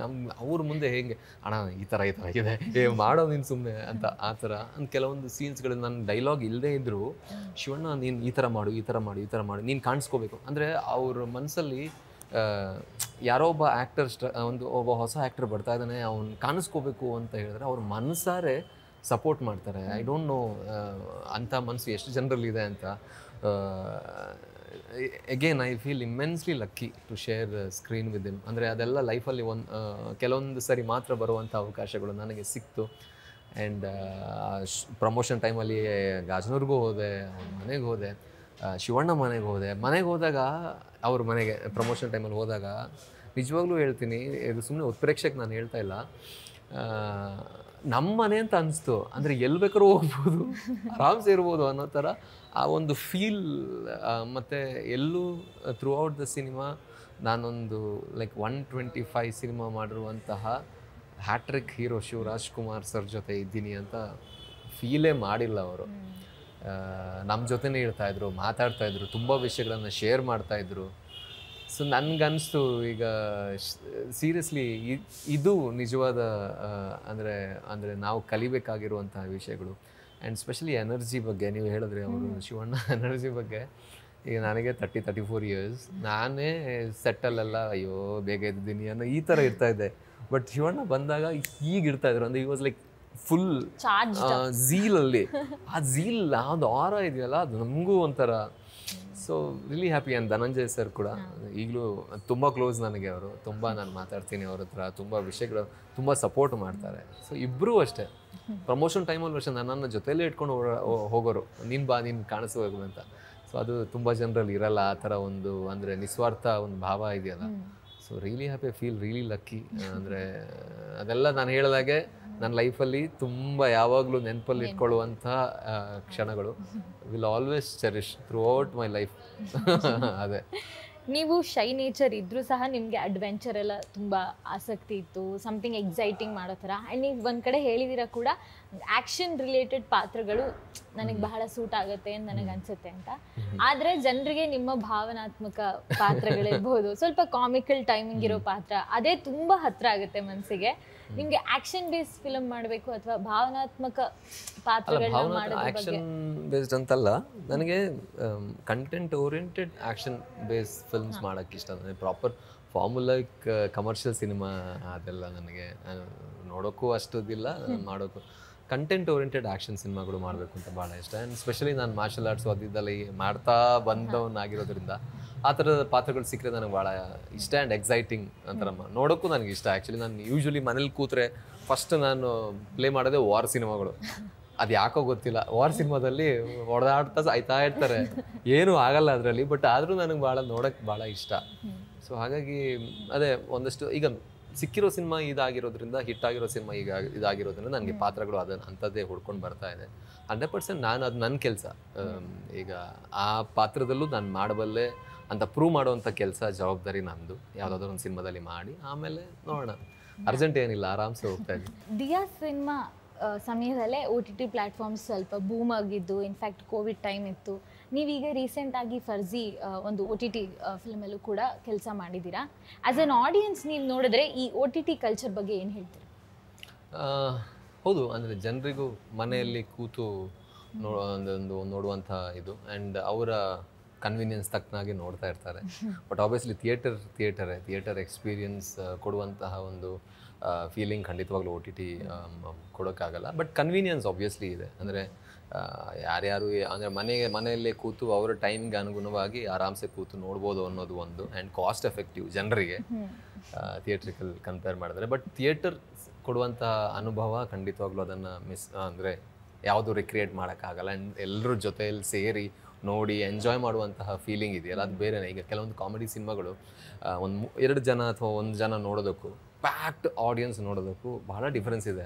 ಪ್ಯಾಕ್ಡ್ ಆಡಿಯನ್ಸ್ ಎಲ್ಲರೂ ಎಂಜಾಯ್ ಮಾಡ್ತಾರೆ, ನೀವು ತುಂಬ ಎಂಜಾಯ್ ಮಾಡ್ತೀರಾ, ಅದು ಫೀಲೇ ಬೇರೆ. ನೀವು ಒಬ್ಬರೇ ಮೊಬೈಲಲ್ಲೋ ಅಥವಾ ಎಲ್ಲೋ ನೋಡಿದಾಗ ಆ ಒಂದು ಫೀಲ್ ಅಥವಾ ಆ ಒಂದು ಸ್ಯಾಟಿಸ್ಫ್ಯಾಕ್ಷನ್ ಸಿಗಲ್ಲ ಅನ್ನೋದು ನನ್ನ ಅನಿಸಿಕೆ. ಬಟ್ ಆಬ್ವಿಯಸ್ಲಿ ಚಿಕ್ಕ ಕಂಟೆಂಟ್ ಓರಿಯೆಂಟೆಡ್ ಸಿನಿಮಾಗಳು ಮಾಡೋರಿಗೆ ಇದೊಂದು ಒಳ್ಳೆಯ ಪ್ಲ್ಯಾಟ್ಫಾರ್ಮ್. ತಮ್ಮ ಕಂಟೆಂಟನ್ನು ಅವ್ರು ರೀಚ್ ಮಾಡಿಸ್ಬೋದು. ಆ್ಯಂಡ್ ಮೊದಲಿನ ಥರ ಇಲ್ಲ. ಈಗ ನಾನು ಬಿಲೀವ್ ಮಾಡೋದೇನಂತ ಹೇಳಿದ್ರೆ, ಕಂಟೆಂಟ್ ಇದ್ದು ಒಬ್ಬ ಒಳ್ಳೆ ರೈಟರು, ಒಳ್ಳೆ ಡಿರೆಕ್ಟರು, ಒಳ್ಳೆ ಆ್ಯಕ್ಟರ್ಸು, ಅವರಿಗೆಲ್ಲ ಈ ಒಂದು ಕಾಲಘಟ್ಟ ಇದೆಯಲ್ಲ ತುಂಬ ಒಳ್ಳೆಯ ಒಂದು ಕಾಲಘಟ್ಟ ಅನ್ಕೋತೀನಿ. ಮೊದಲು ಯಾರನ್ನ ಅಪ್ರೋಚ್ ಮಾಡಬೇಕು ಅಂತ ಗೊತ್ತಿರಲಿಲ್ಲ, ಏನು ಮಾಡಬೇಕು ಅಂತ ಗೊತ್ತಿರಲಿಲ್ಲ. ಬಟ್ ಈಗ ಆ್ಯಕ್ಚುಲಿ ಒಂದು ಐಫೋನ್ ಇದ್ರೂ ಅಥವಾ ಯಾವುದೋ ಒಂದು ಚಿಕ್ಕ ಇದಿದ್ರೂ ಅವರೇ ಒಂದು ಟೀಮ್ ಮಾಡಿಕೊಂಡು ಅವರೇ ಬರೆದು ಯೂಟ್ಯೂಬಲ್ಲಿ ಬಿಡ್ಬೋದು, ಹಿಟ್ ಆಗುತ್ತೆ, ವೈರಲ್ ಆಗುತ್ತೆ. ಅಂದರೆ ಒಳ್ಳೆ ಕಂಟೆಂಟ್ ಇದ್ದರೆ, ಒಳ್ಳೆ ಟ್ಯಾಲೆಂಟ್ ಇದ್ದರೆ ಖಂಡಿತವಾಗ್ಲೂ ಯಾರು ಅವ್ರನ್ನ ಬಿಟ್ಟು ಕೊಡೋಲ್ಲ. ಎಲ್ರಿಗೂ ಈಗ ಒಂದು ಪ್ರಾಪರ್ ಪ್ಲ್ಯಾಟ್ಫಾರ್ಮ್ ಇದೆ. ಈಗ ಯಾರೋ ಒಬ್ಬ ಬಡ್ಡಿಂಗ್ ಆ್ಯಕ್ಟರ್ಗೆ ಅಥವಾ ಡೈರೆಕ್ಟರ್ಗೆ ಮೊದಲಿನ ಥರ ಅಲ್ಲ, ಅವಕಾಶ ಸಿಗಲ್ಲ ಅನ್ನೋದು ಕೂರುವಂಥ ಪ್ರಶ್ನೆ ಇಲ್ಲ. ಅವರೇ ಅವಕಾಶವನ್ನು ಕ್ರಿಯೇಟ್ ಮಾಡುವಂಥ ಒಂದು ಸಿನಾರಿಯೋ ಈಗಿದೆ. ಸೊ ಹಾಗಾಗಿ ಒಳ್ಳೆಯದೇ ಅಲ್ಲ, ಟ್ಯಾಲೆಂಟ್ ಇದ್ದವರು ಎಲ್ರಿಗೂ ಫ್ಲರಿಶ್ ಆಗುವಂತಹ ಕಾಲ ಇದು. ಅವ್ರದ್ದೇ ಸೋಷಿಯಲ್ ಮೀಡಿಯಾ ಇದೆ, ಆ್ಯಕ್ಸಸ್ ಇದೆ, ಆಡಿಯನ್ಸ್ ಆ್ಯಕ್ಸಸ್ ಎಲ್ಲರಿಗೂ ಇದೆ, ಪ್ರತಿಯೊಬ್ಬನಿಗೂ ಇದೆ. ಅದೊಂದು ಒಳ್ಳೆಯ ವಿಷಯ. ಬಿಕಾಸ್ ಎಲ್ರಿಗೂ ಟ್ಯಾಲೆಂಟ್ ಇದ್ದವ್ರಿಗೆ ಎಲ್ರಿಗೂ ಅವಕಾಶ ಸಿಗಬೇಕು ಅನ್ನೋದು ನನ್ನ ಅನಿಸಿಕೆ. ಯಾವುದೋ ಒಂದು ಇದರಿಂದ ತಪ್ಪಿ ಹೋಗೋದು, ಅವರು ಅಲ್ಲೇ ಉಳ್ಕೊಳ್ಳೋದು, ಆಮೇಲೆ ಪೂರ್ತಿ ಲೈಫ್ ಕೊರಗೋದಕ್ಕಿಂತ ಅವ್ರಿಗೆ ಅವಕಾಶ ಇದೆ. ಇವಾಗ ಈಗ ನಾನು ಅಷ್ಟೇ, ಈಗ ಒಂದಷ್ಟು ನಾನು ಒಳ್ಳೆ ಸಿನಿಮಾಗಳು ಸಿಗ್ತಾ ಇಲ್ಲ ಅಂತ ನಾನು ಕೊರಗಬಾರ್ದು. ಅದು ಕರೆಕ್ಟ್ ಅಲ್ಲ. ಆಪರ್ಚುನಿಟಿಗಳನ್ನು ಕ್ರಿಯೇಟ್ ಮಾಡಬೇಕು. ಅದು ಎಷ್ಟೋ ಎಕ್ಸಾಂಪಲ್ಸ್ ಇದೆ. ಈಗ ನನ್ನ ಜೊತೆನೇ ಇದ್ದವರು, ನನ್ನ ಜೊತೆನೇ ನಮ್ಮ ರಾಜ್ ಬಿ ಶೆಟ್ಟಿ, ತುಂಬ ಪ್ರೌಡ್ ಅನಿಸುತ್ತೆ ನನಗೆ. ಅಂದರೆ ಅವ್ರನ್ನ ನೋಡಿದಾಗ, ಅವ್ರು ಮಾಡ್ತಾ ಇರುವಂಥ ಸಿನಿಮಾಗಳು ನೋಡಿದಾಗ ಅವರಕ್ಕೆ ಕ್ರಿಯೇಟ್ ಮಾಡಿಕೊಂಡ್ರು, ಅವ್ರ ಸಾಮ್ರಾಜ್ಯವನ್ನು ಅವರೇ ಕ್ರಿಯೇಟ್ ಮಾಡ್ಕೊಂಡು ಟೀಮ್ನ ಕ್ರಿಯೇಟ್ ಮಾಡಿದ್ರು, ಮಾಡ್ತಾ ಇದ್ದಾರೆ ಸಿನಿಮಾಗಳು. Really proud. ಹಾಗೆ ಅದೇ ರೀತಿ ಭಾಳಷ್ಟು ಜನ ಯಂಗ್ಸ್ಟರ್ಸ್ ಇದ್ದಾರೆ ಈಗ, ಅವರವರ ಸೋಷಿಯಲ್ ಮೀಡಿಯಾಗಳಲ್ಲಿ, ಇನ್ಸ್ಟಾಗ್ರಾಮಲ್ಲಿ ಅದು ಕಂಟೆಂಟ್ ಕ್ರಿಯೇಟ್ ಮಾಡ್ತಾ, ಯೂಟ್ಯೂಬಲ್ಲಿ. ಸೊ ಒಳ್ಳೆ ವಿಷಯ ಅಲ್ಲ, ಎಲ್ಲರಿಗೂ ಸಿಗಬೇಕು ಅವಕಾಶ. ಆ್ಯಂಡ್ ಇದರಲ್ಲಿ ಈ ಥರ ಆದಾಗ ಏನಾಗುತ್ತೆ ಅಂತ ಹೇಳಿದ್ರೆ, ಟ್ಯಾಲೆಂಟ್ ಇದ್ದವ್ರಿಗೆ ಏನೋದೊಂದು ವೇ ಆಗುತ್ತೆ. ಸೊ OTT ಆಗಿರಲಿ ಅಥವಾ ಈ ಥರ ಪ್ಲ್ಯಾಟ್ಫಾರ್ಮ್ಸ್ಗಳಾಗಿರಲಿ ಬಂದಿರೋದು ತುಂಬ ಒಳ್ಳೆಯದು ಅಂತ ನನ್ನ ಅನಿಸಿಕೆ. ಅಂದರೆ ಬರೀ ಕಾನ್ಸಂಟ್ರೇಟೆಡ್ ಆಗಿ ಒಬ್ಬರ ಹತ್ರನೇ ಪವರ್ ಇಲ್ಲ. ಈಗ ಯಾರು ಬೇಕಾದ್ರೂ ಬರ್ಬೋದು, ಫ್ಲರಿಶ್ ಆಗ್ಬೋದು. ಅದು ಆ ಥರ ಆಗಬೇಕು ಅನ್ನೋದು ನನ್ನ ಅನಿಸಿಕೆ. ಹಾಗೆ ನೀವು ಮುಂಚೆ ಒಂದು ಟೈಮಲ್ಲಿ ನೀವೇ ಪ್ರೊಡ್ಯೂಸ್ ಮಾಡಿ, ಡೈರೆಕ್ಟ್ ಮಾಡಿ, ಬರೆದು ಒಂದು ರಿಲೀಸ್ ಮಾಡ್ತಾ ಇದ್ರಿ. ಇವಾಗ ನಿಮ್ಮ ಶಟರ್ ಬಾಕ್ಸ್ ಪ್ರೊಡಕ್ಷನ್ ಹೌಸ್ ಬಗ್ಗೆ ನಮ್ಗೆ ಸ್ವಲ್ಪ ಹೇಳಿ. ಅಲ್ಲ, ನಂದಂತಲ್ಲ, ನಾವು ಜೊತೆಲಿ ಮಾಡಿರುವಂಥದ್ದು.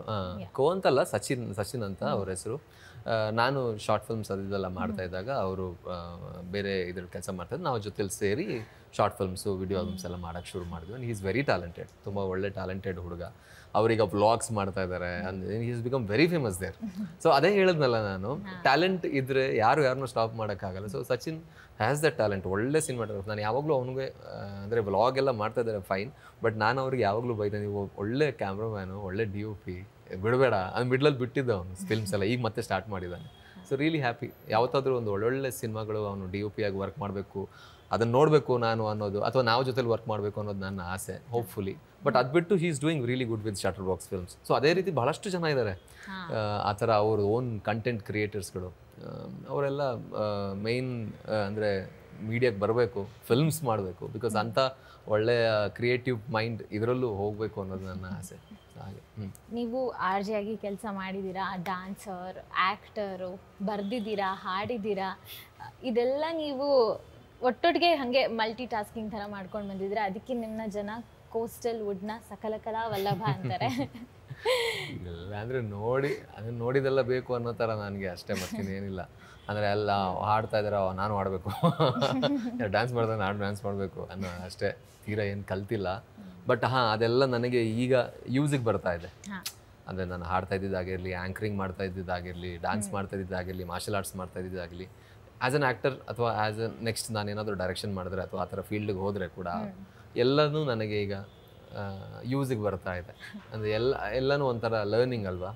ಸೊ ಹಾಗಾಗಿ ಖುಷಿ ಇದೆ. ಅಂದರೆ ಯಾವುದೇ ಒಂದು ಪಾತ್ರ ಕೊಟ್ಟರು, ಇದರಲ್ಲಿ ಇದೆ, ನನ್ನ ಹತ್ರ ಇದೆ, ಅಸ್ತ್ರಗಳಿದೆ ಇದಕ್ಕೆ ಅನ್ನೋ ಥರ. ಹಾಗೆ ನೀವು ಈಗ ತಾನೇ ಹೇಳ್ತಿದ್ರಿ ನಿಮಗೆ ಆ್ಯಕ್ಟಿಂಗ್ ಎನಿವೇ ನೀವು ಈ ಫೀಲ್ಡಿಗೆ ಬಂದಮೇಲೆ ನೀವು ಇನ್ನೂ ಹೆಚ್ಚು ಇಷ್ಟಪಟ್ಟು ಮಾಡ್ತಾ ಇದ್ದೀರಾ ಅಂತ. ಆ್ಯಕ್ಟರ್ ಆಗಿ ನಿಮಗೆ ಯಾವ್ದಾದ್ರು ಒಂದು ಡ್ರೀಮ್ ರೋಲ್ ಅಂತ ಇರಬಹುದು, ಅಥವಾ ನಿರ್ದೇಶಕನಾಗಿ ನಿಮಗೆ ನಾನು ಈ ಥರ ಯಾವ್ದಾದ್ರು ಒಂದು ಕಾನ್ಸೆಪ್ಟ್ನ ಡೈರೆಕ್ಟ್ ಮಾಡಬೇಕಂತ ಇರಬಹುದು, ಅದನ್ನು ನಮ್ಮ ಜೊತೆ ಹಂಚ್ಕೊಳ್ಳೋದು. ಡ್ರೀಮ್ ರೋಲ್ ಅಂತ ಅಂದರೆ ನಾನು ಮೊದಲಿಂದ ಪೊಲೀಸ್ ಕ್ಯಾರೆಕ್ಟರ್ ಮಾಡಬೇಕು ಅಂತ ಇತ್ತು, ಇವಾಗ ಮಾಡ್ತಾ ಇದ್ದೀನಿ, ಅದೇ ಲುಕ್ಕಲ್ಲಿದ್ದೀನಿ ನಾನು. ಅದು ಬಿಟ್ಟು ಆರ್ಮಿ ಅಂದರೆ ಆ್ಯಕ್ಚುಲಿ ನಾನು ತುಂಬ ಕ್ರೇಜ್. ನಾನು ಮೊದಲು ಇದ್ದಿದ್ದೆ ನನ್ನ ತಲೆಯಲ್ಲಿ ಆರ್ಮಿಗೆ ಹೋಗಬೇಕು ಅಂತ. ನನ್ನ ಹೈಟ್ ಅಷ್ಟು ಇದೆಯಲ್ಲೋ ಗೊತ್ತಿಲ್ಲ ಆರ್ಮಿಗೆ ಹೋಗೋದು. ಸೊ ಮೊದಲು ನನಗೆ ಅಂದರೆ ಚಿಕ್ಕವನಿರುವಾಗ ನಾನು ಫಸ್ಟ್ ಹೇಳ್ತಾ ಇದ್ದೆ, ನೀನು ಏನಾಗಬೇಕು, ಎಲ್ಲರೂ ಡಾಕ್ಟ್ರು ಅದೆಲ್ಲ, ನಾನು ಆರ್ಮಿಗೆ ಹೋಗ್ತೀನಿ ಅಂತ. ನನಗೊಂದು ಅದೇ ಇದ್ದಿದ್ದು. ನನ್ನ ಚಿಕ್ಕಮ್ಮ ಎಲ್ಲ ಹೇಳ್ತಾಯಿದ್ರು, ಇಲ್ಲಿ ಪಟಾಕಿ ಹೊಡೆದ್ರೆ ಓಡೋಗ್ತಾ ಇದ್ದೀನಿ, ಅಲ್ಲೇನು ಮಾಡ್ತೀಯ ಅಂತ ಎಲ್ಲ ಹೇಳ್ತಾಯಿದ್ರು. ಬಟ್ ನನಗೆ ಅದೊಂದು ಕ್ರೇಜ್ ಇತ್ತು. But at least as an actor, if I could get a role of a soldier, that would be my dream role ಅಂತ ಹೇಳೋಕ್ಕೆ ಇಷ್ಟಪಡ್ತೀನಿ. And in terms of making ಒಂದಷ್ಟು ಜಾನರ್ಸ್ಗಳು ನನಗೆ ಭಾಳ ಇಷ್ಟ. ಸೊ ಅದು ಮಾಡ್ತೀನಿ. ಬಟ್ ಅದಕ್ಕಿಂತ ಮೊದಲು ನಾನು ಭಾಳಷ್ಟು ಕಲಿಯೋದಿದೆ, ಓದೋದಿದೆ. ಆ ಲೆವೆಲ್ಗೆ ಬಂದರೆ ಖಂಡಿತವಾಗ್ಲೂ ಮಾಡ್ತೀನಿ. But 100% I want to go in to film making. ಖಂಡಿತ ನಾವು will also wait for that day, ನಿಮ್ಮ ಮೇಕಿಂಗ್ ಹೆಂಗಿರುತ್ತೆ ಅಂತ ನೋಡೋದಕ್ಕೆ. ಈಗ ಸದ್ಯಕ್ಕೆ ನೀವು ಆ್ಯಕ್ಟರ್ ಆಗಿ ಸಾಕಷ್ಟು ಸಿನಿಮಾಗಳು ಅಭಿನಯಿಸಿ ಈಗ ರೆಡಿ ಆಗಿದೆ. ಪೆಂಟಗನ್, ಲೈಫ್ ಇಸ್ ಬ್ಯೂಟಿಫುಲ್, ನಿಮ್ಮ ತುಳು ಚಿತ್ರ ಕೂಡ ರೆಡಿ ಇದೆ. ಆ ಚಿತ್ರಗಳ ಬಗ್ಗೆ ಸ್ವಲ್ಪ ಇನ್ಸೈಟ್ಸ್ ಬೇಕು ನನಗೆ. ತುಳು ಚಿತ್ರ ಯಾವುದು ರೆಡಿ ಇಲ್ಲ, ಮಾಡಬೇಕು ಇನ್ನು ನೆಕ್ಸ್ಟ್. ಫಾರ್ ರಿಜಿಸ್ಟ್ರೇಷನ್ ಅಂತ cinema, and life is beautiful. ಆಮೇಲೆ ಇನ್ನೊಂದು ಸಿನಿಮಾದ ಹೆಸರಿಟ್ಟಿಲ್ಲ, ವೈಭವ್ ಅಂತ ಅದರ ನಿರ್ದೇಶಕರು ಮಾಡಿದ್ದಾರೆ, ಲವ್ ಸ್ಟೋರಿ, ಅದನ್ನು ಚೆನ್ನಾಗಿದೆ. ಈಗ ಮತ್ಸ್ಯಗಂಧ ಅಂತ ಶೂಟ್ ಮಾಡ್ತಾ ಇದ್ದೀನಿ ಸದ್ಯಕ್ಕೆ. ಆ್ಯಂಡ್ ಮಳೈ ಪಿಡಿಕಾದ ಮನೆ ಅಂತ ತಮಿಳ್ ಸಿನಿಮಾ ವಿಜಯ್ ಆಂಟೋನಿ ಸರ್ ಜೊತೆ ಅದು ಮಾಡಿದ್ದೀನಿ. ಅಬಜಬದಬ ಅಂತ ಅದು ಒಂದು ಪ್ರಾಸೆಸ್ ಇದೆ. ಸೊ ಒಂದಷ್ಟು ಸಿನಿಮಾಗಳು ಈಗ ಇದೆ ರಿಲೀಸ್ ಆಗುವಂಥದ್ದು. So excited. ಅದ್ರ ಜೊತೆ ಈಗ ಒಪ್ಕೊಳ್ಳುವಂಥ ಅಥವಾ ನಾವು ಮಾಡ್ಲಿಕ್ಕಿರುವಂಥ ಸಿನಿಮಾಗಳು ಒಂದಷ್ಟು ಇದೆ. ಆ್ಯಂಡ್ ಮತ್ಸ್ಯಗಂಧ ಒನ್ಸ್ ಅಗೇನ್ ನಾನು ಹೇಳಿದಾಗೆ ನಾನು ಇಲ್ಲಿವರೆಗೂ ಮಾಡಿರುವಂಥ ಪಾತ್ರಗಳನ್ನ ಬಿಟ್ಟು ಒಂದು ಸ್ವಲ್ಪ ಹೊರಗೆ ಬಂದು ಮಾಡಿರುವಂತಹ ಪಾತ್ರ ಇದು. 100% ಈ ಪಾತ್ರವನ್ನು ನೋಡಿದಾಗ ಇವನೇನೋ ಹೃದಯದಲ್ಲಿ ಮಾಡಿರೋನು ಇವನು ಅಂತ ಅವನು ಅನಿಸ್ಬೋದು. ತೀರಾ ಏನು ದೊಡ್ಡ ಸಿನಿಮಾ ಅಂತಲ್ಲ, it's a content oriented cinema. But obviously ಜನರಿಗೆ ಒಂದು ಕನೆಕ್ಟ್ ಮಾಡ್ಲಿಕ್ಕೆ ಕಷ್ಟ ಆಗ್ಬೋದು, ಇವನೇ ನಾವು ಅನ್ನೋ ಥರ ಖಂಡಿತವಾಗ್ಲೂ ಬರುತ್ತೆ. ಹಾಗೆ ಆ್ಯಂಡ್ ನೀವು ಈವರೆಗೆ ಮಾಡಿರೋ ಎಷ್ಟೊಂದು ಸಿನಿಮಾಗಳು, ಪಾತ್ರಗಳು ಮನಸ್ಸಿಗೆ ತುಂಬ ಹತ್ತಿರ ಆಗಿದೆ. ಆಡಿಯನ್ಸ್ ಅದನ್ನು ತುಂಬ ಅಪ್ರಿಷಿಯೇಟ್ ಮಾಡಿದ್ದಾರೆ. ನೀವು ಇದೇ ಥರ ಇನ್ನು ಒಳ್ಳೊಳ್ಳೆ ಪ್ರಾಜೆಕ್ಟ್ಸ್, ಒಳ್ಳೊಳ್ಳೆ ಪಾತ್ರಗಳನ್ನ ಅಭಿನಯಿಸಬೇಕು. ನೀವೇ ನಿರ್ದೇಶಿಸಿದ್ರೆ ಇನ್ನೂ will be even more excited to watch. Hopefully ಆದಷ್ಟು ಬೇಗ 100% ನನಗೆ ಇದೇ ಮನಸ್ಸಲ್ಲಿದೆ. ಒಂದಷ್ಟು ಪಾತ್ರಗಳು, ಒಂದಷ್ಟು ಸಿನಿಮಾಗಳು ಬರೆದಿರುವಂಥದ್ದು ಆಲ್ರೆಡಿ ಇದೆ. ಒಂದಷ್ಟು ಪಾತ್ರಗಳು ಅಂದ್ಕೊಂಡಿರೋದಿದೆ. ಮಾಡೋಕ್ಕೆ ಸಿಕ್ಕರೆ, ಅವಕಾಶ ಸಿಕ್ಕರೆ ಖಂಡಿತವಾಗ್ಲು hopefully. We wish you all the very best from our team. And ನಿಮ್ಮ ಸಮಯಕ್ಕೆ thank you. Thank you very much. ಖುಷಿ ಆಯಿತು ಮಾತಾಡಿ. Thank you.